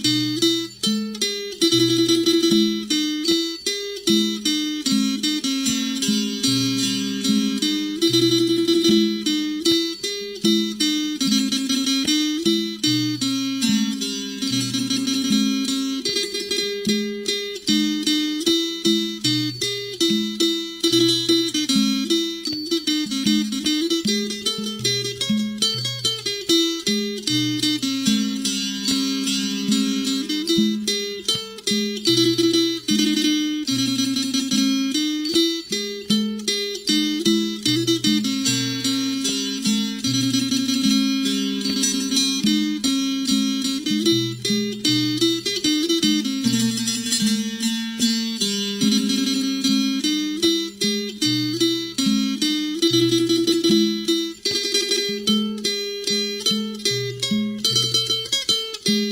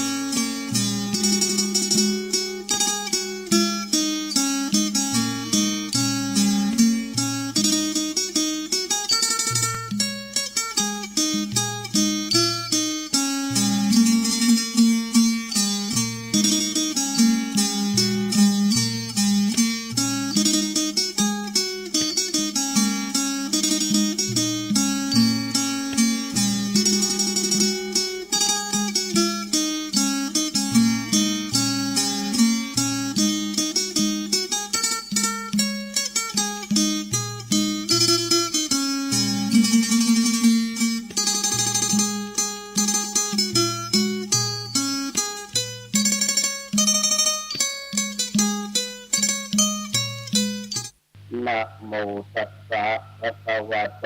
อะระหะโตสัมมาสัมพุทธัสสะนะโมตัสสะภะคะวะโตอะระหะโตสัมมาสัมพุทธัสสะ